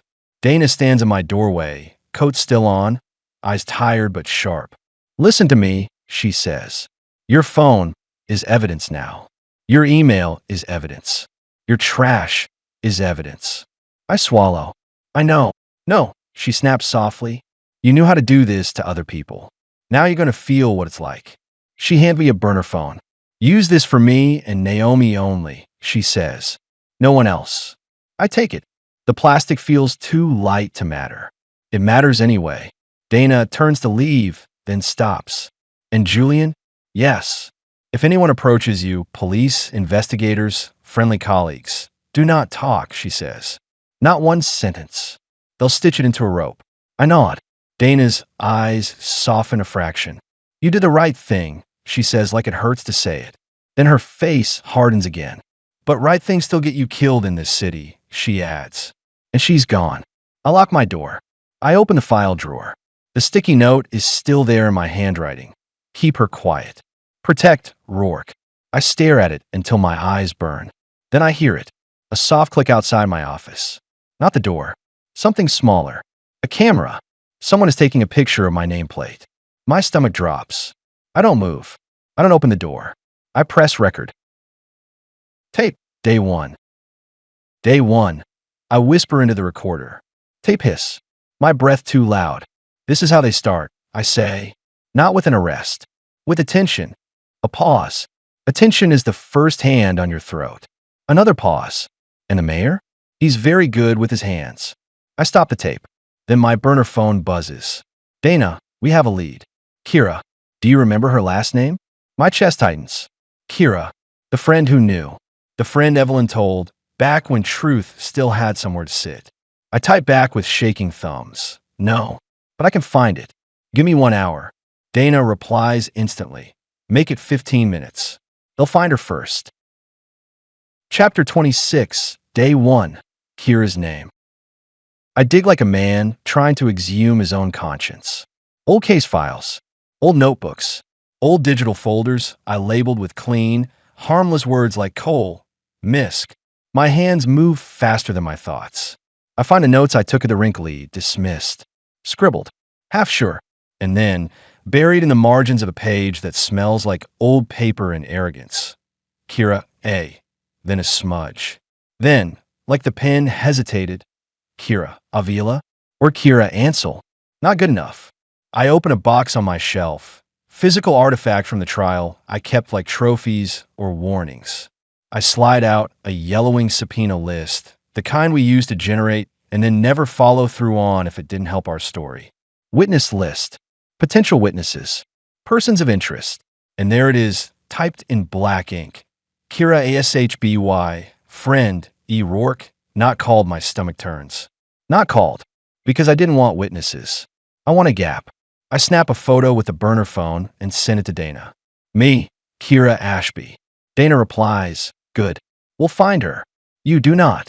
I stare at that. The old me would have insisted on controlling it. I type back, understood. A second later, also, he's photographing my door. Dana's reply is immediate. Leave. Now, don't go home. Go to the diner on 8th. Sit facing the entrance. I'll call. I shove my recorder in my pocket and walk out like I belong in my own building. In the hallway, 2 men in plain clothes stand near the elevator bank, pretending to look at their phones. They look up at me at the same time. One smiles like we're old friends. Julian, he says. My heart hammers. I keep moving. Mr. Stone, he corrects himself. We'd like to ask you a few questions. I don't stop. He steps into my path, still smiling. Just routine, he says. Special Investigation Unit. I look at him and see the careful posture, the practiced warmth. A man trained to make cages feel like conversations. I'm represented. I say, and my voice comes out steadier than I feel. Speak to counsel. His smile tightens. We just want to clear up. Speak to counsel. I repeat. He steps aside, slow, like he's letting me go. But as I pass, he murmurs, quiet enough to feel like a secret. 14 days is a long time. Julian. My skin prickles. I don't look back. Chapter 27, Day 2. Extraction. Dana meets Naomi at a lab that doesn't look like a lab. No neon, no sterile white. Just a brick building with a small sign and a receptionist who knows when not to ask questions. I'm not there. Dana made sure of that.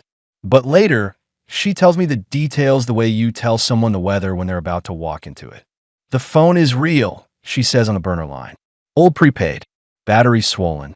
But the chip still talks. What about the messages? I ask. Dana exhales. We can pull fragments, she says. Not clean yet, but enough to show a relationship. Enough to show time proximity. And my throat tightens. And there's one message, she says, where he says the rink photo booth strip is in his wallet. I close my eyes. Marcus's words from 10 years ago, alive in data. Can it be authenticated? I ask. Yes, Dana says. It'll be fought. But yes. I swallow. What about the mayor's clip? Naomi's voice cuts in over speaker, calm but grim. He's escalating, she says. He's sending people to Evelyn's children's school. Not directly, concerned staff. My blood turns cold. Are they safe? I ask. Yes, Naomi says, because we move them. Dana adds. And we got a second order. No contact, no surveillance, no intermediaries. We'll file contempt the second we can tie it to him. A pause. Dana's voice drops. But here's the problem, Julian, proof takes time.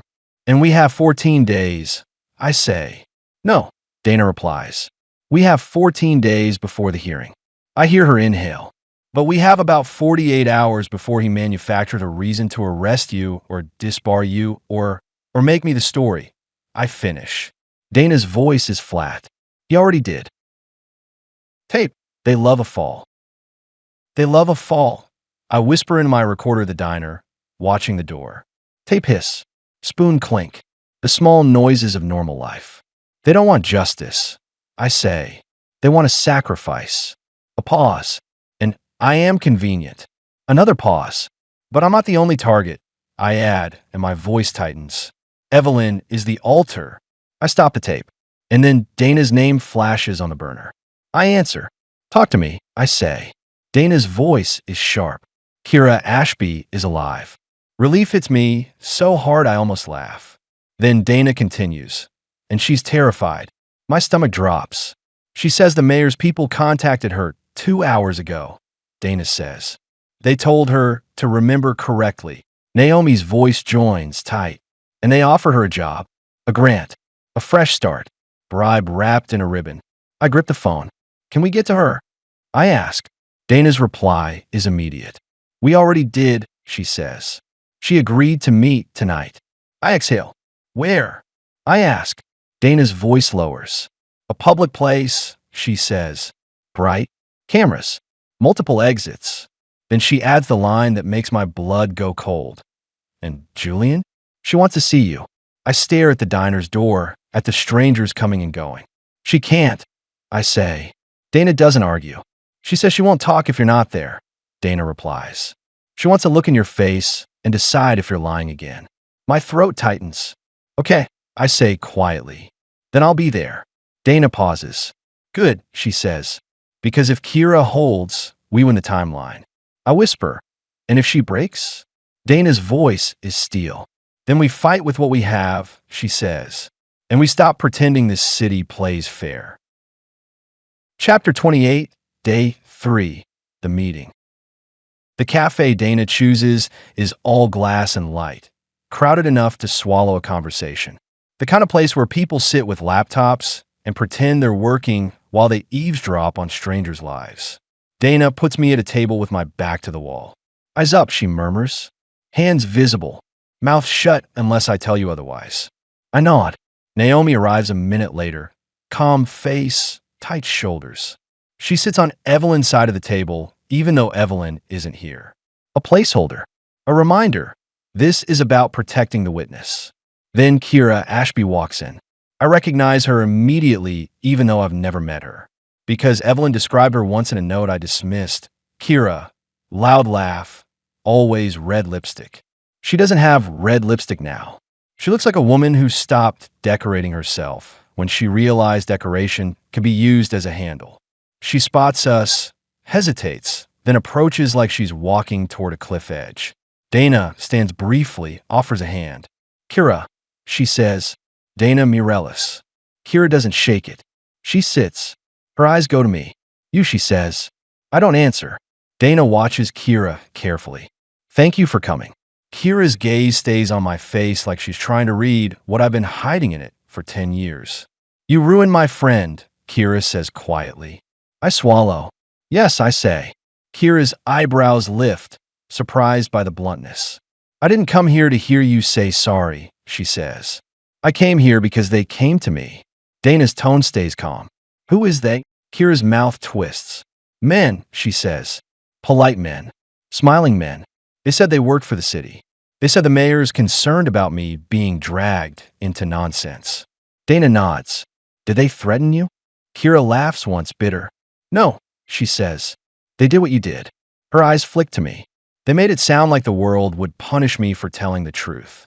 My stomach tightens. Naomi leans in slightly, voice gentle. Kira, we're not asking you to be brave without protection.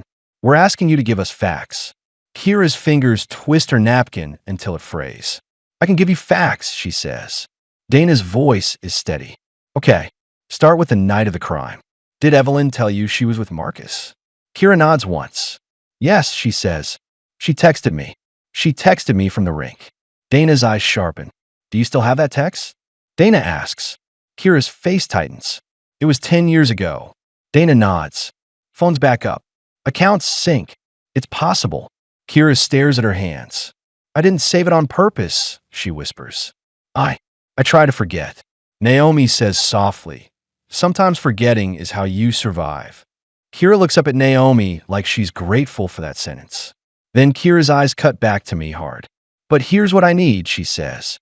I need to know you're not doing this because you got scared. My throat tightens.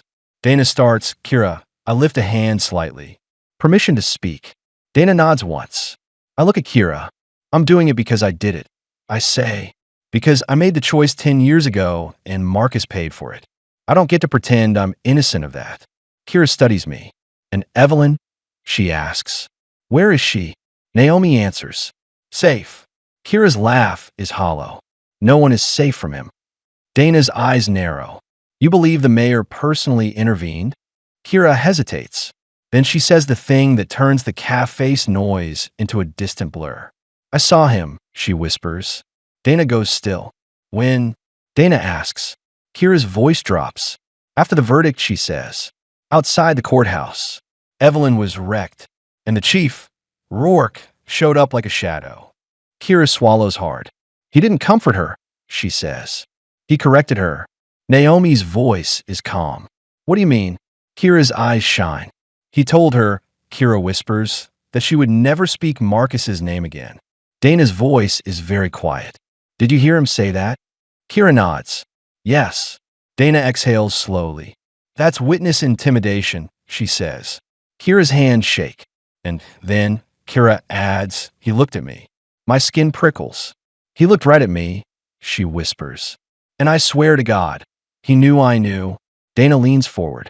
Kira, she says, will you swear to this? Under oath? Kira flinches. The cafe feels too bright. Kira looks at me again. If I do, does he come for me? Naomi answers gently. We'll protect you as best we can. Kira's laugh is small. Best we can. Dana's voice turns firm. We can get you a protective order too, she says. And if you have a text backup, we can authenticate. Kira, this can save a man. Kira's eyes fill. I know, she whispers. She takes a breath, deep, painful. Then she nods once. Okay, she says. I'll do it. Dana doesn't smile. She just nods like a soldier receiving a weapon. Good, she says. Then we move tonight. Kira's phone buzzes on the table. Unknown number. Kira's face drains. She whispers, that's them. Dana's eyes sharpen. Don't answer. Kira's hand hovers anyway, panic and conditioning. I lean in, voice low. Kira, I say, look at me. She looks. Do you want to answer? I ask. Kira's breath shakes. No, she whispers. Then don't. I say. Dana slides Kira's phone away from her, gentle, controlled. The buzzing stops. The cafe noise returns like a wave. Kira's eyes are wet. They know where I am, she whispers. Dana's voice is calm, deadly. Then let them know something else, she says. Let them know we're not alone. Dana stands and looks around the cafe, not at people, at cameras. Julian, she says, we're leaving. Now. Naomi stands too. Kira rises, trembling. As we walk out together, I feel it, the sensation of being watched like a hand between the shoulder blades.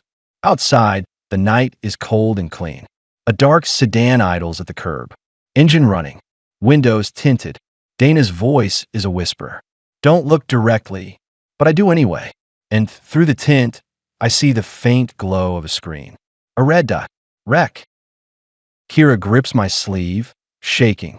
They're recording, she whispers. Dana's eyes stay forward. Let them, she says quietly. Because tonight we're going to record back. My burner phone buzzes. A text from Dana's number. But the tone is wrong, too neat. Meet alone. Bring the file. Or will she loses her kids? Dana's face goes pale when I show her. That's not from me, she whispers. And in that moment, I understand the mayor's smartest move. He doesn't just attack the truth. He forges it. Chapter 29, Day 3, The Forged Voice. We don't run. Running looks guilty. Running makes you a story. Dana walks like a woman who has already decided she will not be moved. Kira, she says low, don't touch your phone again. Not tonight. Kira's breath comes out in sharp little bursts. They're right there. The sedan idles at the curb like it owns the street. The glow inside it, the red dot, never blinks. Naomi steps close to Kira, calm voice, steady pace. Stay between us. Don't look at the car. Kira clutches her bag like it's a flotation device. I keep my hands visible, open, empty, as if my palms can prove I'm not hiding 10 years of rot. We walk past the sedan. It doesn't move, but the camera follows us, and the feeling of being filmed crawls over my skin like cold sweat. Dana doesn't flinch. She turns the corner into a brighter block, then another. She stops in front of a convenience store with windows so clear they feel like surveillance in reverse. Inside, she says, we step in.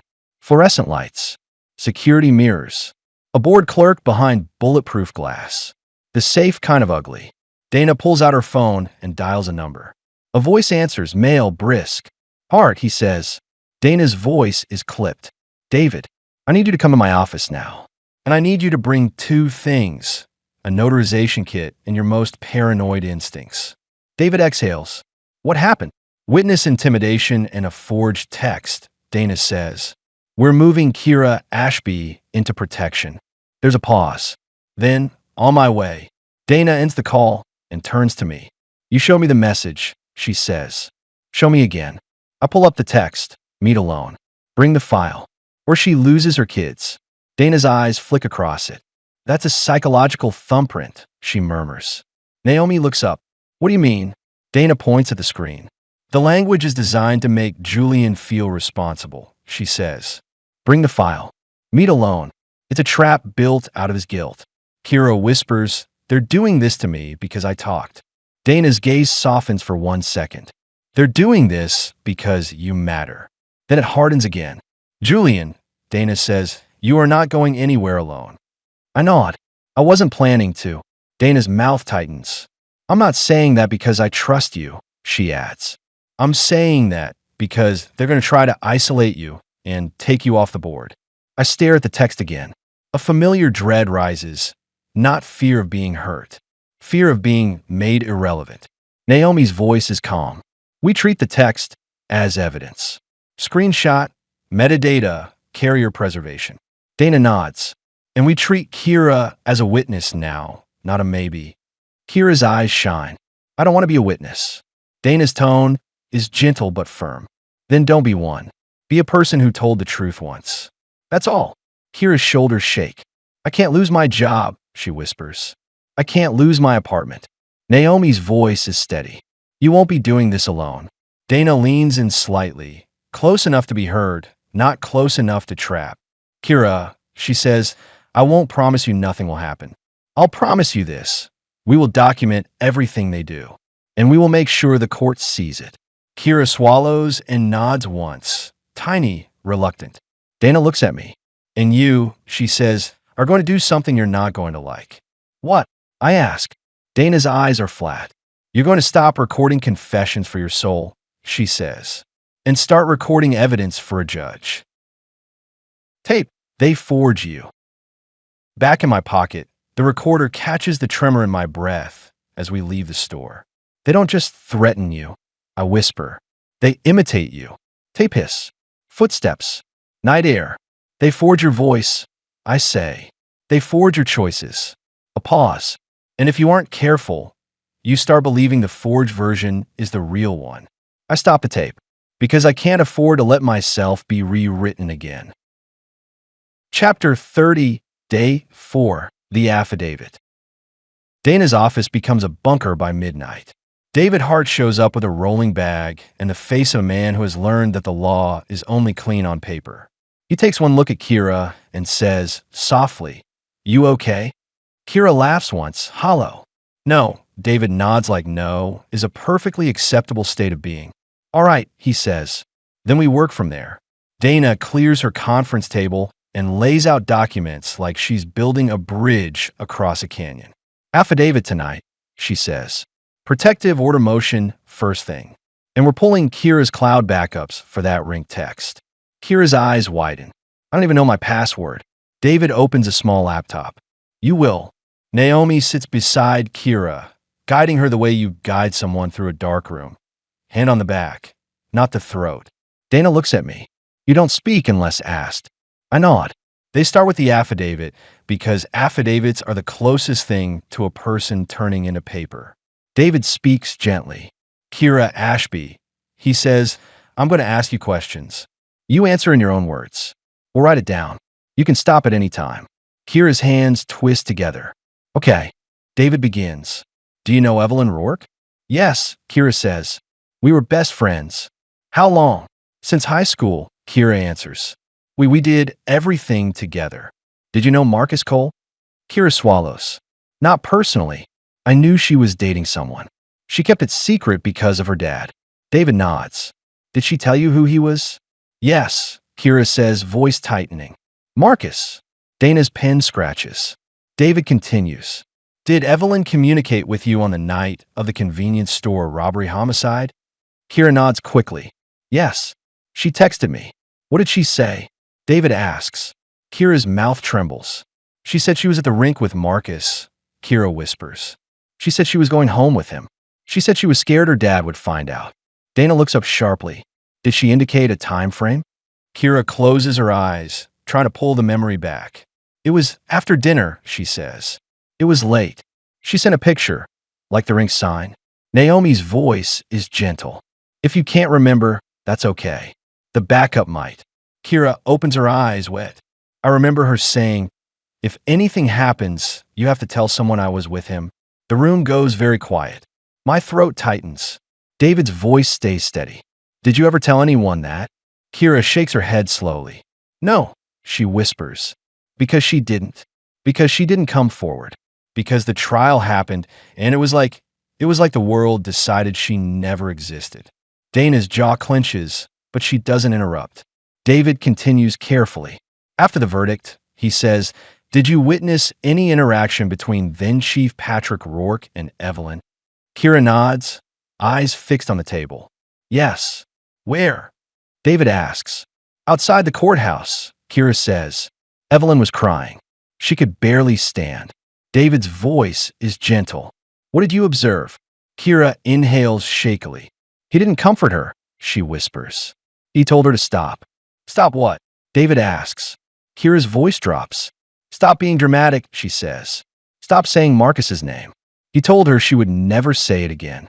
Dana's pen stops. Did you hear those words? Kira nods. Yes. David asks, did the chief address you? Kira swallows hard. He looked at me, and it felt like he took a picture with his eyes. Like he logged me. Dana exhales through her nose, anger controlled into focus. David says, okay. And recently, within the last 24 hours, have you been contacted by anyone you believe is associated with Mayor Roark? Kira nods quickly.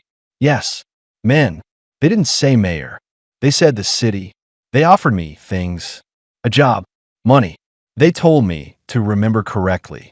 David asks, did they threaten you? Kira's laugh is bitter. Not with words. Dana murmurs, pattern. David continues. Did you receive any calls tonight that caused you fear? Kira nods, glancing toward her phone like it's radioactive. Unknown numbers. One while I was with them. David looks at Dana. Dana nods. We'll attach call logs, Dana says. They keep going for nearly an hour, building a document out of Kira's shaking truth.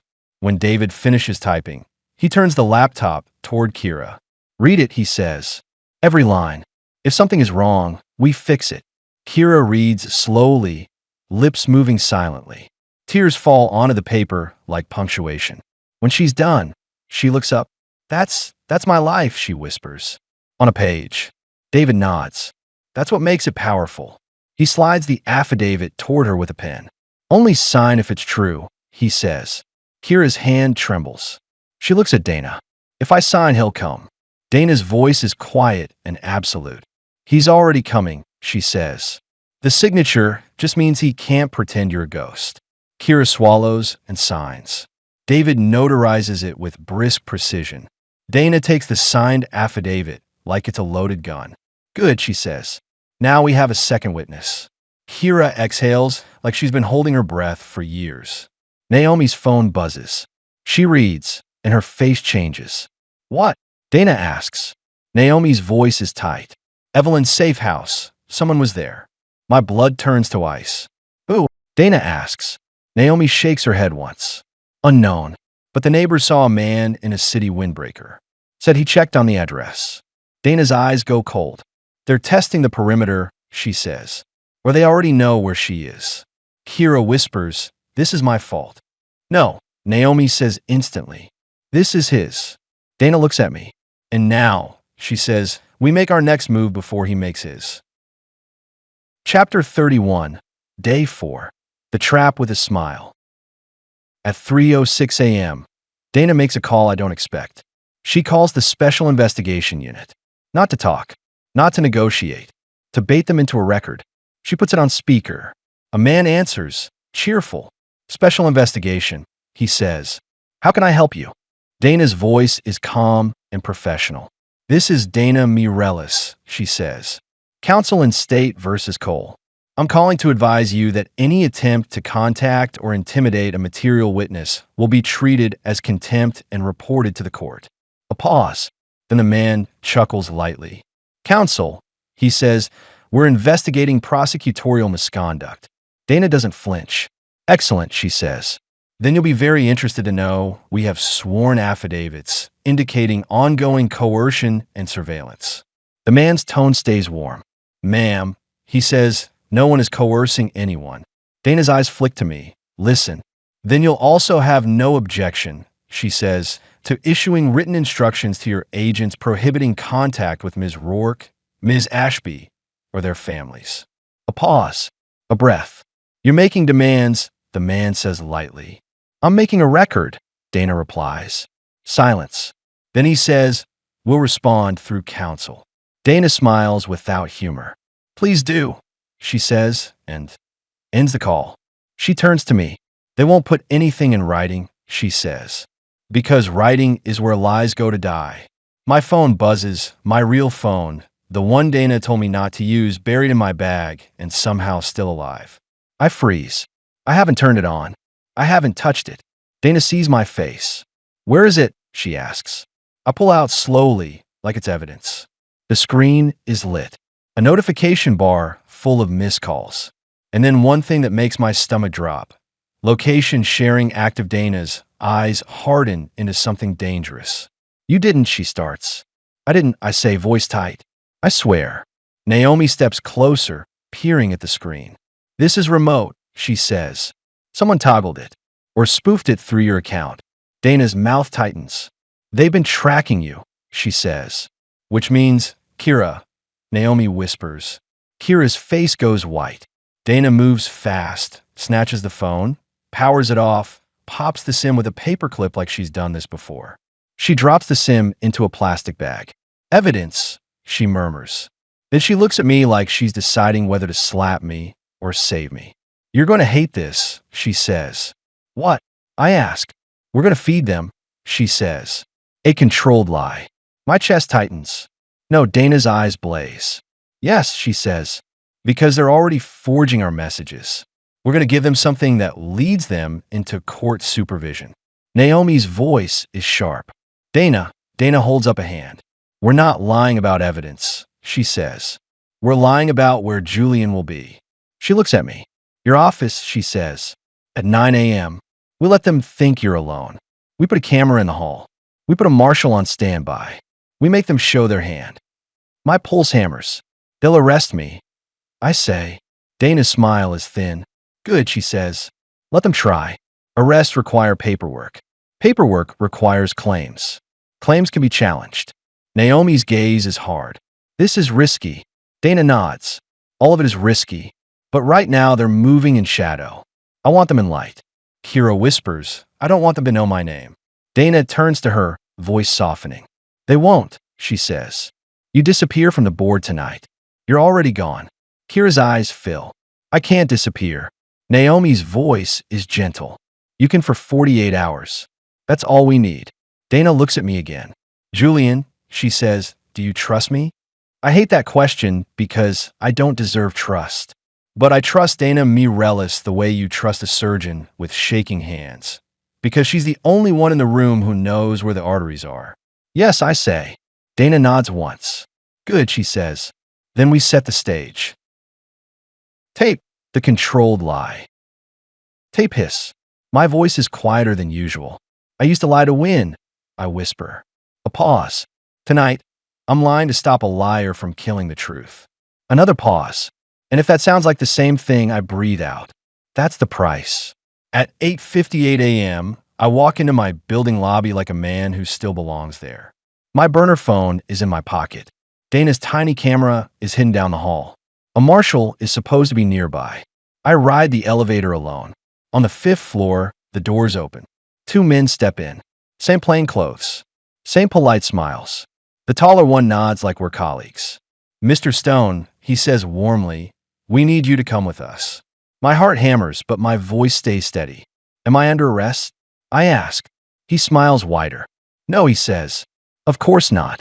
Then he holds up a folder, thin, official looking. We just wanted to answer a few questions, he adds. Privately. And behind him, in the elevator mirror, I see a third man, already inside, hand on the panel, thumb hovering over B, basement. No cameras, no witnesses, no light. The trap isn't in the questions.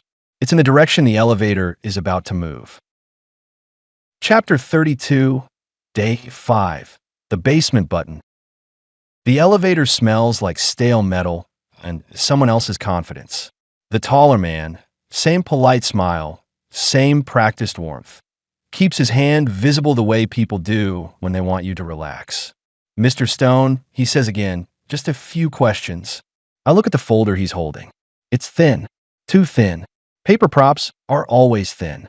Privately, he adds, and the word is the real weapon. In the mirror, I watch the third man's thumb hover over B like a decision he already made. Basement. I feel my pulse in my teeth. Dana's voice is in my head. They'll isolate you and take you off the board. I keep my face neutral. I reach slowly into my coat pocket. Not toward my phone, not toward anything sharp, just toward something small, stupid, and legal. My recorder. I bring it out in plain sight and hold it between 2 fingers like a cigarette. The taller man's smile tightens. What's that? He asks. A record. I say. I press the button. A tiny red light appears. And I say, clearly, to the whole elevator, my name is Julian Stone. I am being approached by individuals claiming to be special investigation. I am requesting counsel. I am not consenting to any private interview. The third man's thumb pauses. The taller man's smile becomes less friendly. You can't record, he starts. I can, I say, calm. And I am. I look at his badge clip, half hidden under his lapel. State your name, I say. He laughs lightly. Sir, you're making this. State your name. I repeat, the way you repeat a question when the answer matters more than the conversation. The elevator hums. The third man finally presses a button. Not BL lobby, a small mercy, or a tactical retreat. The taller man's eyes flick to him, annoyance. Then back to me. Mr. Stone, he says, voice still warm, we're not here to hurt you. I didn't say you were, I reply.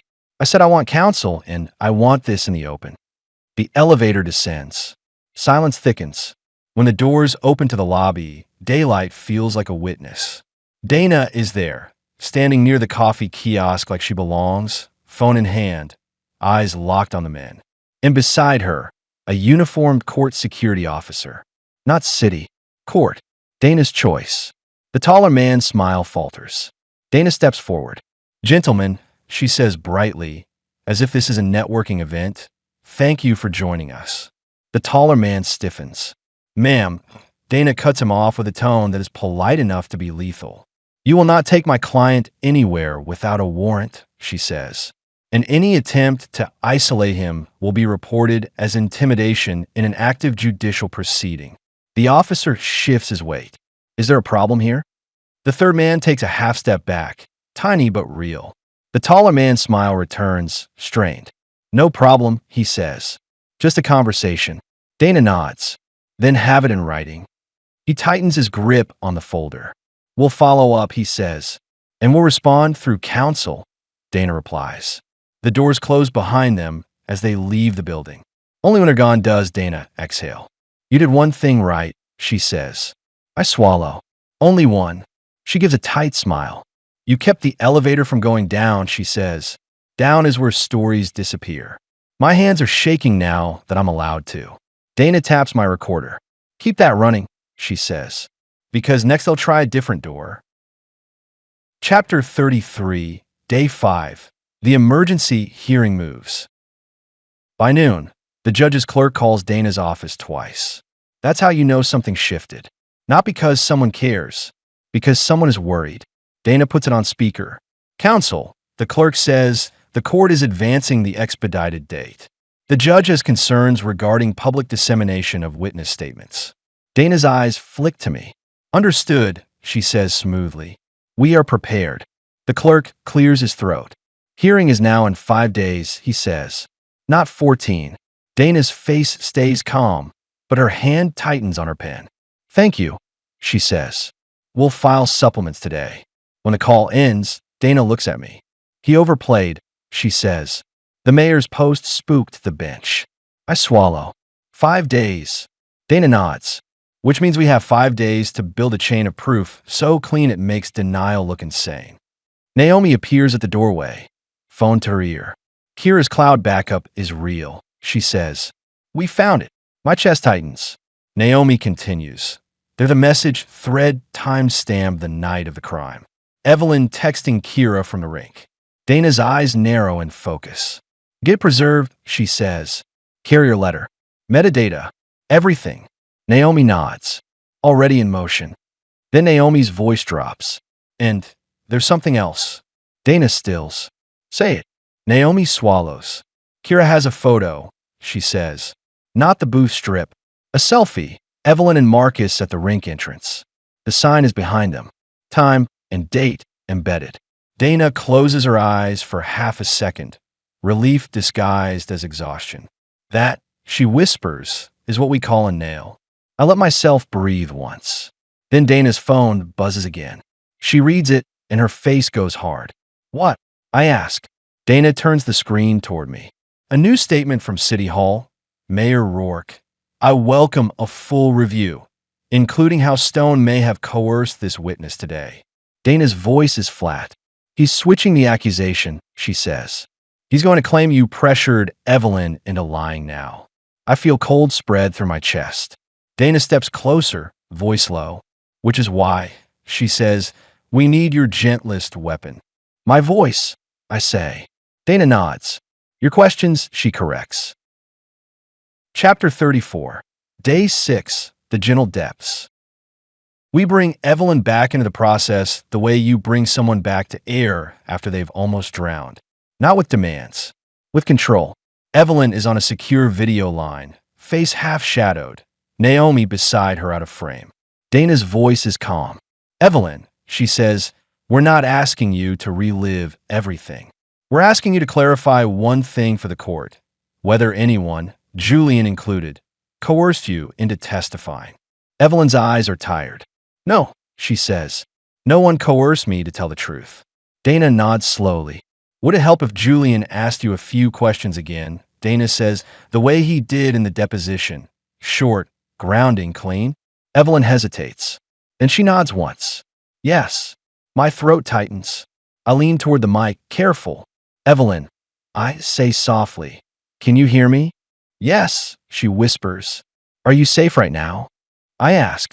She glances toward Naomi, then back. As safe as I can be, she says. Okay, I say. You can stop me at any time. Tell me if I push. She nods. I keep it simple. Not courtroom. Not performance. Just clarity. Did Dana Mireles tell you what to say in your deposition? I ask. Evelyn shakes her head. No. Did Naomi Chin tell you to lie? I ask. No. She says sharper. Did anyone offer you money or a deal to say Marcus was with you? I ask. Evelyn's mouth twists, anger. No. Did anyone threaten you with harm if you didn't say Marcus was with you? I ask. Evelyn's eyes flicker. No, she says. The threats were about me speaking at all. From whom? I ask gently. Evelyn's jaw tightens. My father, she says. Silence holds. I nod once. Did I threaten you to make you testify? I ask. Evelyn looks directly into the camera. No, she says. My chest loosens, painful relief. Did I intimidate you 10 years ago to make you stay silent? I ask. Evelyn's voice drops. Yes, she says. You did. I swallow. Thank you. I whisper. Dana leans in. Evelyn, she says, one final question. When your father posted that crying clip, did you understand it as a message to keep you quiet? Evelyn's eyes shine. Yes, she says. It was a leash. Dana nods. Okay, she says. That's all. When the call ends, Dana exhales. That's our spine, she says. Now we hang proof on it. Chapter 35, Day 7. Marcus gets a message. Marcus Cole is called to the counselor's office because that's how prisons pretend they're humane. He sits in a plastic chair bolted to the floor, hands folded, eyes trained not to hope. A counselor slides a single sheet of paper across the table. Legal mail, she says. Marcus stares at it like it might bite. He reads, Notice of expedited hearing, State v. Cole, date advanced 5 days. He reads it again. 5 days. His throat tightens. The counselor watches him, not unkind. Is that good? She asks. Marcus nods once, slowly. Yeah, he whispers. It's something. He folds the paper carefully, like it's fragile. Then he asks, voice rough, Is there a name? The counselor hesitates.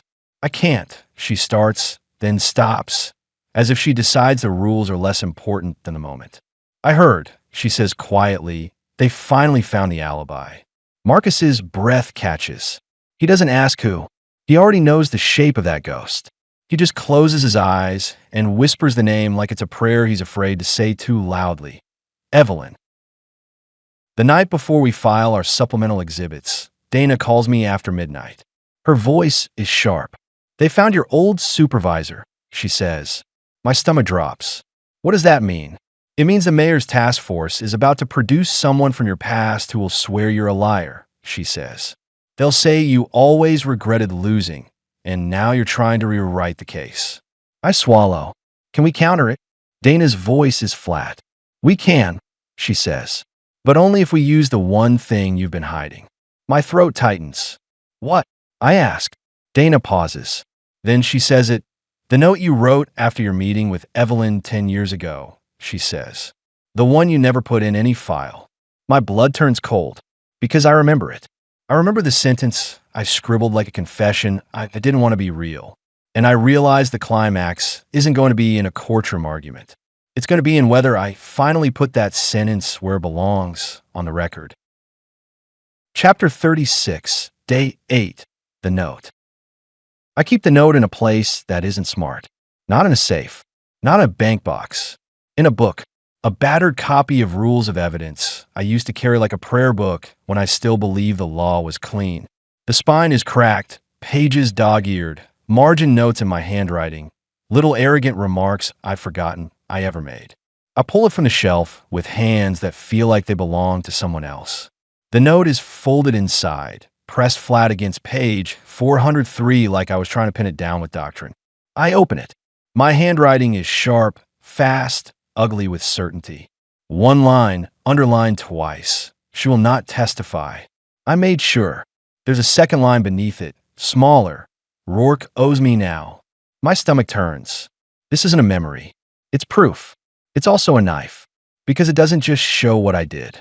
It shows what I thought. Dana's voice comes through the burner, low and urgent. Do you have it? She asks. Yes, I say, throat tight. Read it, she says. I read it. When I finish, there's a pause on the line, so long I can hear her breathing. That's damning, she says finally. Good, I whisper. Dana exhales. It's also dangerous, she adds, because it ties you to the mayor as a debt relationship. It's true, I say. I know, she replies. I'm not afraid of truth. I'm afraid of how they'll use it. I stare at the note again. For 10 years, I kept it private because it made me look monstrous. Now it has to make me look monstrous in public. Because monstrous is better than strategic. Strategic can be defended. Monstrous can be condemned. Dana's voice sharpens. Here's what we do, she says. We file it as your contemporaneous memo. We authenticate it. We attach it to your sworn declaration. And we preempt their rewriting history narrative. I swallow. Meaning you don't look like a man suddenly remembering, Dana says. You look like a man who wrote it down when it happened and hid it out of shame. That's accurate, I say. Dana pauses. Julian, she says, this will blow up your life. I look at the note. My life is already blown up, I reply. Dana's voice softens, just a fraction. Okay, she says. Scan it. Photograph it. Do not mail it. Hand deliver to me. Understood, I say. I hang up. Then I do one more thing, because I've learned fear loves silence. I press record. Tape the underline. The underline is the worst part, I whisper. Tape hiss. Paper rustle. Not because it proves intent, I say, but because it proves pride. A pause. I underlined it like it was good work. Another pause. And now I'm going to hand it to a judge like it's a blade and ask him to cut a man free. I stop the tape. Chapter 37, Day 8, Hand Delivery. Dana meets me in the parking lot behind her building. Not inside. Not under cameras she doesn't control. She's wearing gloves, not because she's afraid of germs, because she's thinking like evidence. I hand her a sealed envelope. She doesn't open it immediately. She just holds it, weight testing what it contains. You sure? She asks. Yes, I say. She nods once. Okay, she says. Then we're filing supplements tonight. Her phone buzzes as she walks toward her car. She reads the screen and her face tightens. They filed first, she says. What? I ask. Dana turns the phone toward me. A PDF screenshot from a court filing, already circulating among reporters. City Special Investigation subpoena. Julian Stone. Deposition ordered. They're dragging me in. Dana's voice is tight. They want you under oath before the hearing, she says. They want to control the timeline. I swallow. Can we stop it? Dana shakes her head once. No, she says, but we can shape it. How? I ask. Dana's eyes are steel. You're going to sit for their deposition, she says. And you're going to tell the truth, so clean it ruins their script. My mouth goes dry. And if they twist it? I ask. Dana taps the envelope in her hand. Then we make sure the judge sees this first, she says. And we record every second of you being questioned. I nod slowly. Dana looks at me for a long beat. You used to cross-examine people until they broke, she says. Yes, I whisper. Now you're going to be cross-examined, she says. And you're not allowed to break. I nod again. Dana opens her car door. Then she pauses. Julian, she says, voice low, the mayor's next move won't be legal. My stomach tightens. What do you mean? Dana's gaze is steady. I mean he's running out of paper, she says. So he'll use people. Chapter 38, Day 9, The Supervisor. They bring out my old supervisor on the evening news like a museum piece.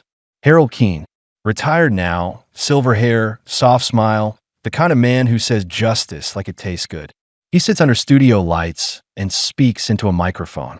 Julian was talented, Keene says, but he was intense. Intense, the polite word for ruthless. Keene sighs sadly for the camera. I warned him, he continues.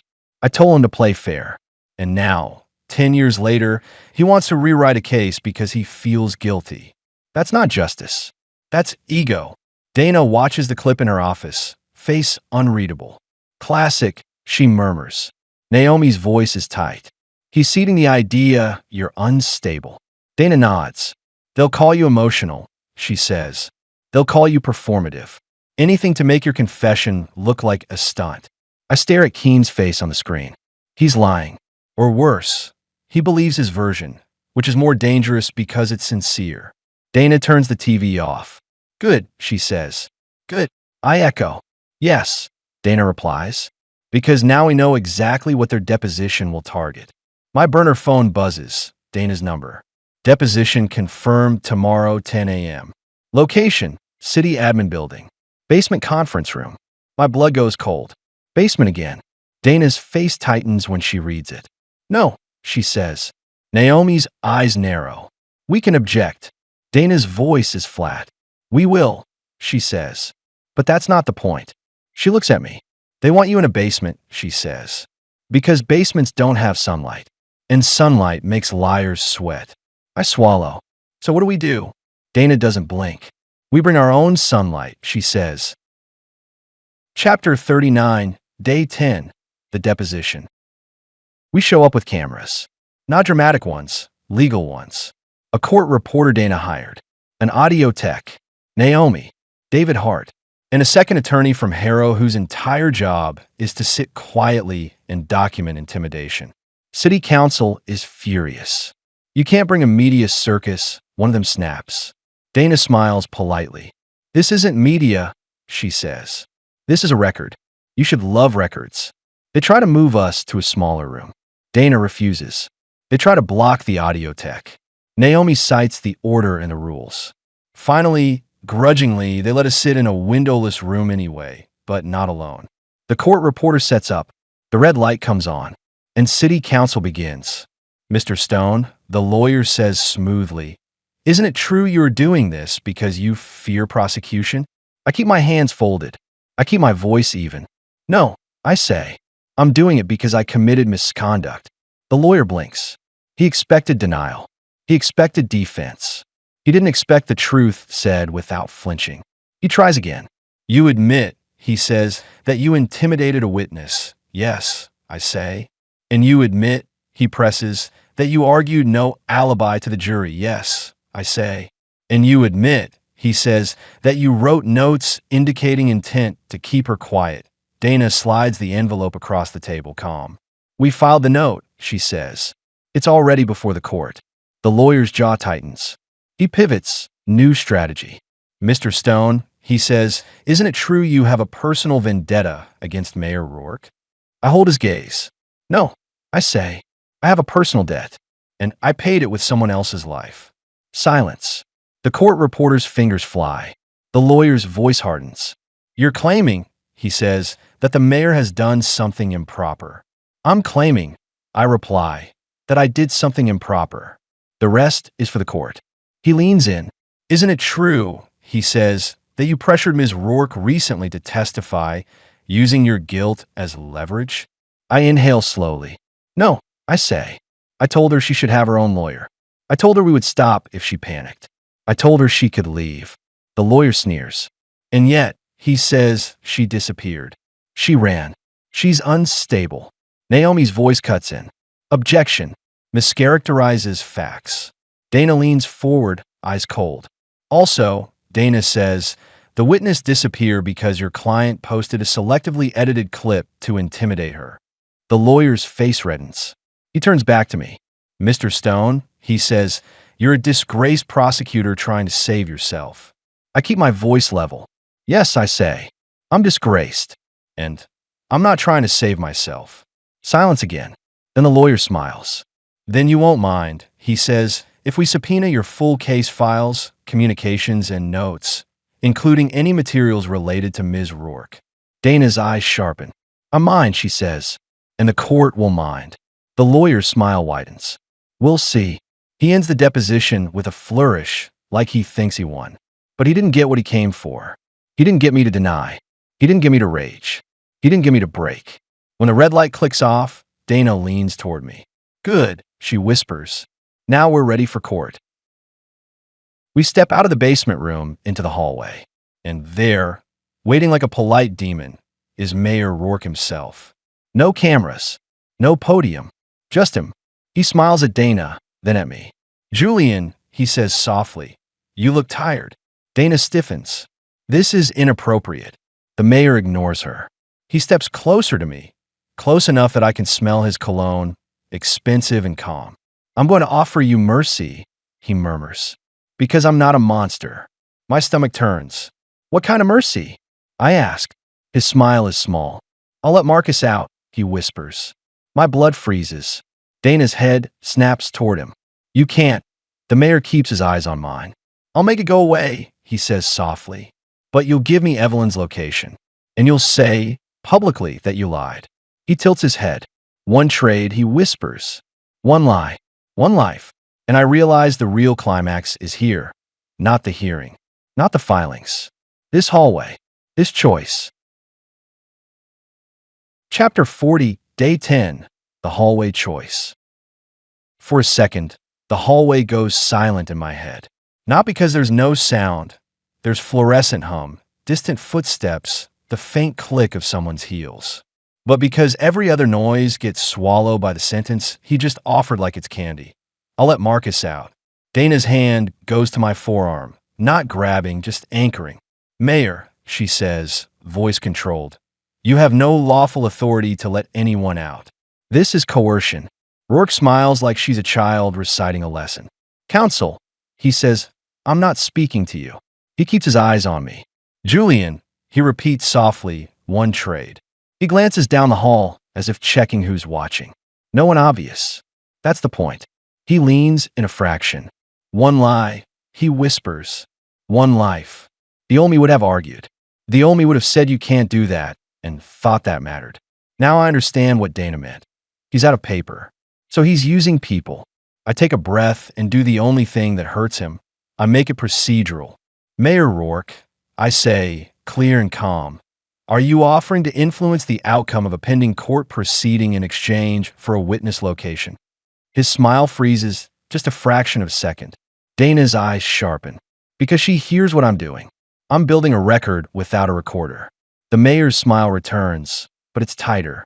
You always were dramatic, he murmurs. Answer the question, I say. Roark's eyes narrow. He doesn't answer. Instead, he pivots, because pivots are how people avoid perjury. You want to be a hero, he says. Fine. Heroes get funerals. Dana steps between us slightly, not fully blocking, just making the geometry harder. This conversation is over, she says. Roark's gaze flicks to her, annoyed, then amused. Evelyn will lose everything, he says softly. And you'll still be the man who took her youth. Then he looks back at me. But you, he adds, could be forgiven. Forgiven. The word is a trap because it sounds like relief. I feel my throat tighten, and I think of Marcus in a cell reading a notice like it's oxygen. I think of Evelyn pressing record with shaking hands. And I think of how easy it would be, one lie, one statement, a quick pivot into safety. A lie for a lie. That's exactly how I lived for years. I look at the mayor. I'm not your prosecutor anymore, I say quietly. His eyes sharpen. No. I shake my head once. I'm your evidence, I say. For the first time, his smile falters. Dana's voice is low. Julian, we leave. We turn away. Roark's voice follows us like a hand reaching for a collar. Think about your note, he calls softly. Roark owes me now. He says my own words back to me. He's telling me he has it. He's telling me he can bury me with it. We keep walking. Dana doesn't speed up. Speed looks afraid. We hit the elevator bank. Dana presses L. We wait. Roark steps closer, but not too close. He never does too much. Julian, he says softly, you know what happens to people who refuse deals. The elevator arrives. Doors open like a mouth. Dana pulls me in. The doors start to close. Roark's voice slips through the narrowing crack. You'll watch her disappear, he whispers. Just like Marcus did. The doors shut. Dana's breath is ragged for the first time. You okay? She asks. I stare at the metal doors as if they might reopen. No, I say. But you didn't trade her, Dana finishes. Her voice is tight. That's what matters. Then she adds, quieter, and now he knows you won't. Chapter 41, Day 11, The Proof Chain. The next morning, Dana turns into a machine. No warmth. No wasted motion. We file 3 supplements, she says, ticking them off like bullets. 1. Your contemporaneous note, authenticated by declaration. 2. Kira's affidavit plus preservation letters for cloud backup and carrier metadata. 3. A sworn declaration for Naomi about the mayor's posted clip being coercive and incomplete. Naomi nods. and we include screenshots, timestamps, and platform links under seal. Dana looks at me. You, she says, write a declaration about the hallway encounter. My stomach drops. Without a recorder? I ask. Dana's eyes are cold. Yes, because judges love contemporaneous detail. I swallow. What if he denies it? I ask. Dana shrugs. He will. That's why we file it anyway. She leans in. And Julian, she says, if he denies it, we subpoena building security footage. I blink. There are cameras? Dana's smile is thin. There are always cameras, she says. The question is who owns them. Chapter 42, Day 12, Evidence That Breathes. Kira's backup comes in like a small miracle. A forensic tech extracts the thread. Not just a screenshot, metadata, timestamps, device identifiers. The text from Evelyn, at Calhoun, with Marcus. If anything happens, you have to tell someone. The timestamp sits there in clean digital certainty. 10 years ago, at 9:47 p.m., in the window, the state claimed Marcus was at the store. Dana stares at it like it's holy. Naomi closes her eyes. I feel something in my chest loosen, painful, unfamiliar. This, Dana says softly, is what truth looks like when it survives. Kira sits at the edge of the conference room, hands wrapped around a cup of coffee she hasn't drunk. They're going to hate me, she whispers. Naomi's voice is gentle. Some will. Dana's voice is firm. The court won't care about hate. It will care about facts. Kira nods faintly, like she's trying to believe that. Dana looks at me. Julian, she says, this text plus the note plus Evelyn's sworn testimony. This is enough to vacate. Not guaranteed, but enough. I swallow. And the mayor? I ask. Dana's eyes narrow. He's still dangerous, she says, but he's running out of narrative. Chapter 43, Day 13, The Mayor's Last Tool. On the eve of the hearing, the mayor plays his last card. Not in court, on the street. A press conference, again. This time, he doesn't use warmth. He uses outrage. He stands in front of City Hall and says the words like he's spitting them. Corrupt prosecutors. Corrupt activists. Corrupt witnesses. He doesn't name Evelyn, but he doesn't have to. He holds up a photo, blurred, cropped, of Evelyn at the rink. A still frame from somewhere. This, he says, is what they call evidence. Dana watches the stream in her office, jaw tight. He's violating the spirit of the order, Naomi says. Dana nods. We file contempt in the morning. The mayor continues, voice hard. And let me tell you what they won't tell you, he says. This case is about a murderer. A murderer they want to put back on your streets. He looks straight into the camera. And if something happens, he says, remember who did it. He's building the public's fear into a wall. Dana turns off the stream. Then she looks at me. Tomorrow, she says, you will not react to him. You will not talk to reporters. You will not do anything except answer the judge. I nod. Dana's phone buzzes. A text, unknown number, sent to her this time. She reads it. Her face goes pale. She turns the screen to Naomi and me. A photo. A child's backpack on a school hook. Evelyn's kids, name tag visible. Under it, a message, order or no order. We can still touch what you love. Naomi's hand flies to her mouth. Dana's voice is ice. He crossed the line, she says. Naomi whispers, we call federal. Dana nods once. Already doing it, she says. And then Dana looks at me. Eyes sharp, voice low. Julian, she says, tomorrow isn't just about vacating a conviction. She taps the photo. It's about whether this city still belongs to the law, she says, or to him. Chapter 44, Day 14, The Hearing. The courtroom is packed. Not just lawyers, press, staffers, people who want to show. Dana hates that. The judge hates it more. He enters and the room rises. When we sit, the judge's gaze sweeps the room like he's searching for rot. The mayor's counsel is there in force. The mayor himself isn't. Again. Cowardice dressed as strategy. Dana stands first. Your Honor, she says, this petition is supported by sworn testimony, corroborating digital evidence, and a contemporaneous admission of misconduct by the prosecuting attorney. She lays it out clean. Evelyn's deposition, Julian's confession, Kira's affidavit, the preserved text, the note. The judge listens without expression. Then the city's attorney stands. "Your Honor," he says smoothly, "this is a convicted murderer benefiting from a disgraced prosecutor's guilt and a witness with a compromised history." Dana's voice cuts in, controlled but sharp. "Compromised by coercion," she says. "By the very forces now trying to discredit her." The judge raises a hand. "Counsel," he says, "I will hear argument. But first," he looks at me. "Mr. Stone," he says. My throat goes dry. "Stand," he says. I stand. The room feels too bright. "Mr. Stone," the judge says, "did you intimidate the alibi witness in his silence?" "Yes," I say. "Did you knowingly argue to the jury that Marcus Cole had no alibi?" The judge asks. "Yes," I say. "Did you write a note stating she will not testify?" "I made sure," he asks. "Yes," I say, voice steady. A murmur ripples through the courtroom. The judge holds up a hand and silence returns. He looks at me. "Why?" he asks. "Should this court believe you now?" It's the question the whole city wants answered. I take a breath. Because the truth here isn't a defense. It's the only thing left.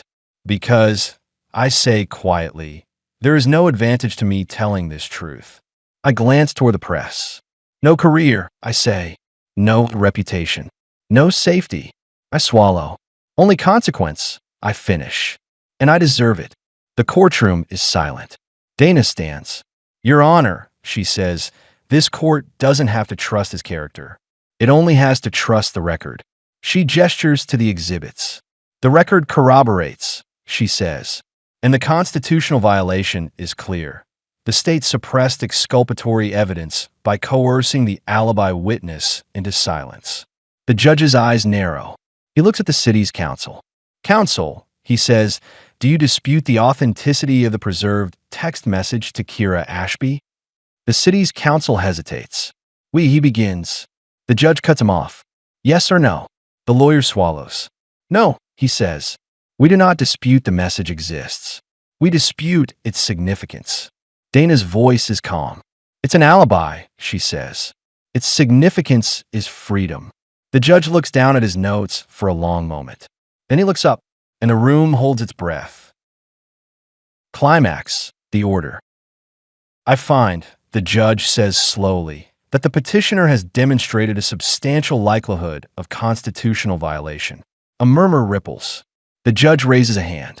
"Accordingly," he continues, "the conviction is vacated pending a new trial." My chest tightens. Vacated. Not a pardon. Not a miracle. But the cage door is open. The judge continues. "And given the suppressed exculpatory evidence and the risk of further prejudice," he says, "I order the petitioner released pending retrial under supervised conditions." Dana's hand clenches into a fist under the table. Victory contained. Naomi exhales like she's been holding her breath for a decade. I feel something like vertigo. The judge looks at counsel. And regarding witness intimidation, he says, voice hard, "This court will refer the matter for investigation." He pauses. Court is adjourned. The gavel cracks. And the room erupts. Press, whispers, movement. Dana turns to me, eyes shining but controlled. "We did it," she whispers. But I don't feel relief. Not yet. Because I know who is going to hear this order next. And what he'll do when he does. Epilogue: the man walks out. Marcus Cole walks out of a prison gate in borrowed clothes under a winter sky. He squints against sunlight like it's a foreign language. Dana stands waiting, calm, professional. Naomi stands beside her. And then, after a beat, Evelyn steps forward from behind Naomi. She looks smaller in person than she does in the courtroom record. But her eyes are steady. Marcus stops. For a second, neither of them move. 10 years of absence fills the space between them like fog. Evelyn whispers, "I'm sorry." Marcus shakes his head slowly.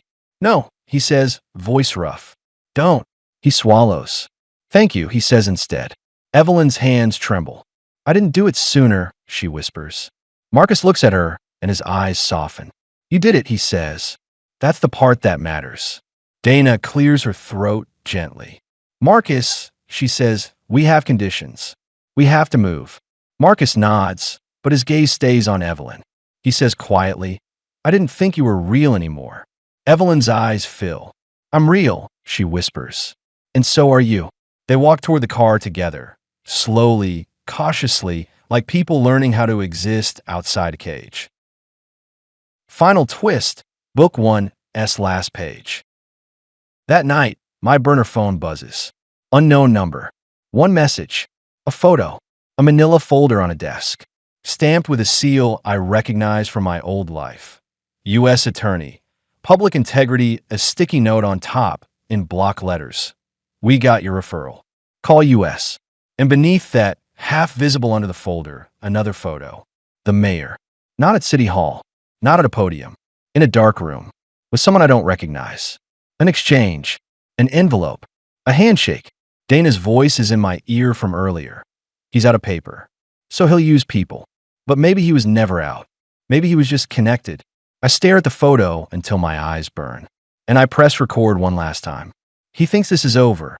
I whisper. Tape hiss. It isn't. A pause. Because the truth doesn't just free the innocent, I say. It hunts the powerful. The tape hisses. And then the page ends. Smash like, hit subscribe, and turn on notifications. Then press play on Book 2, where freedom comes with a price and the mayor strikes back.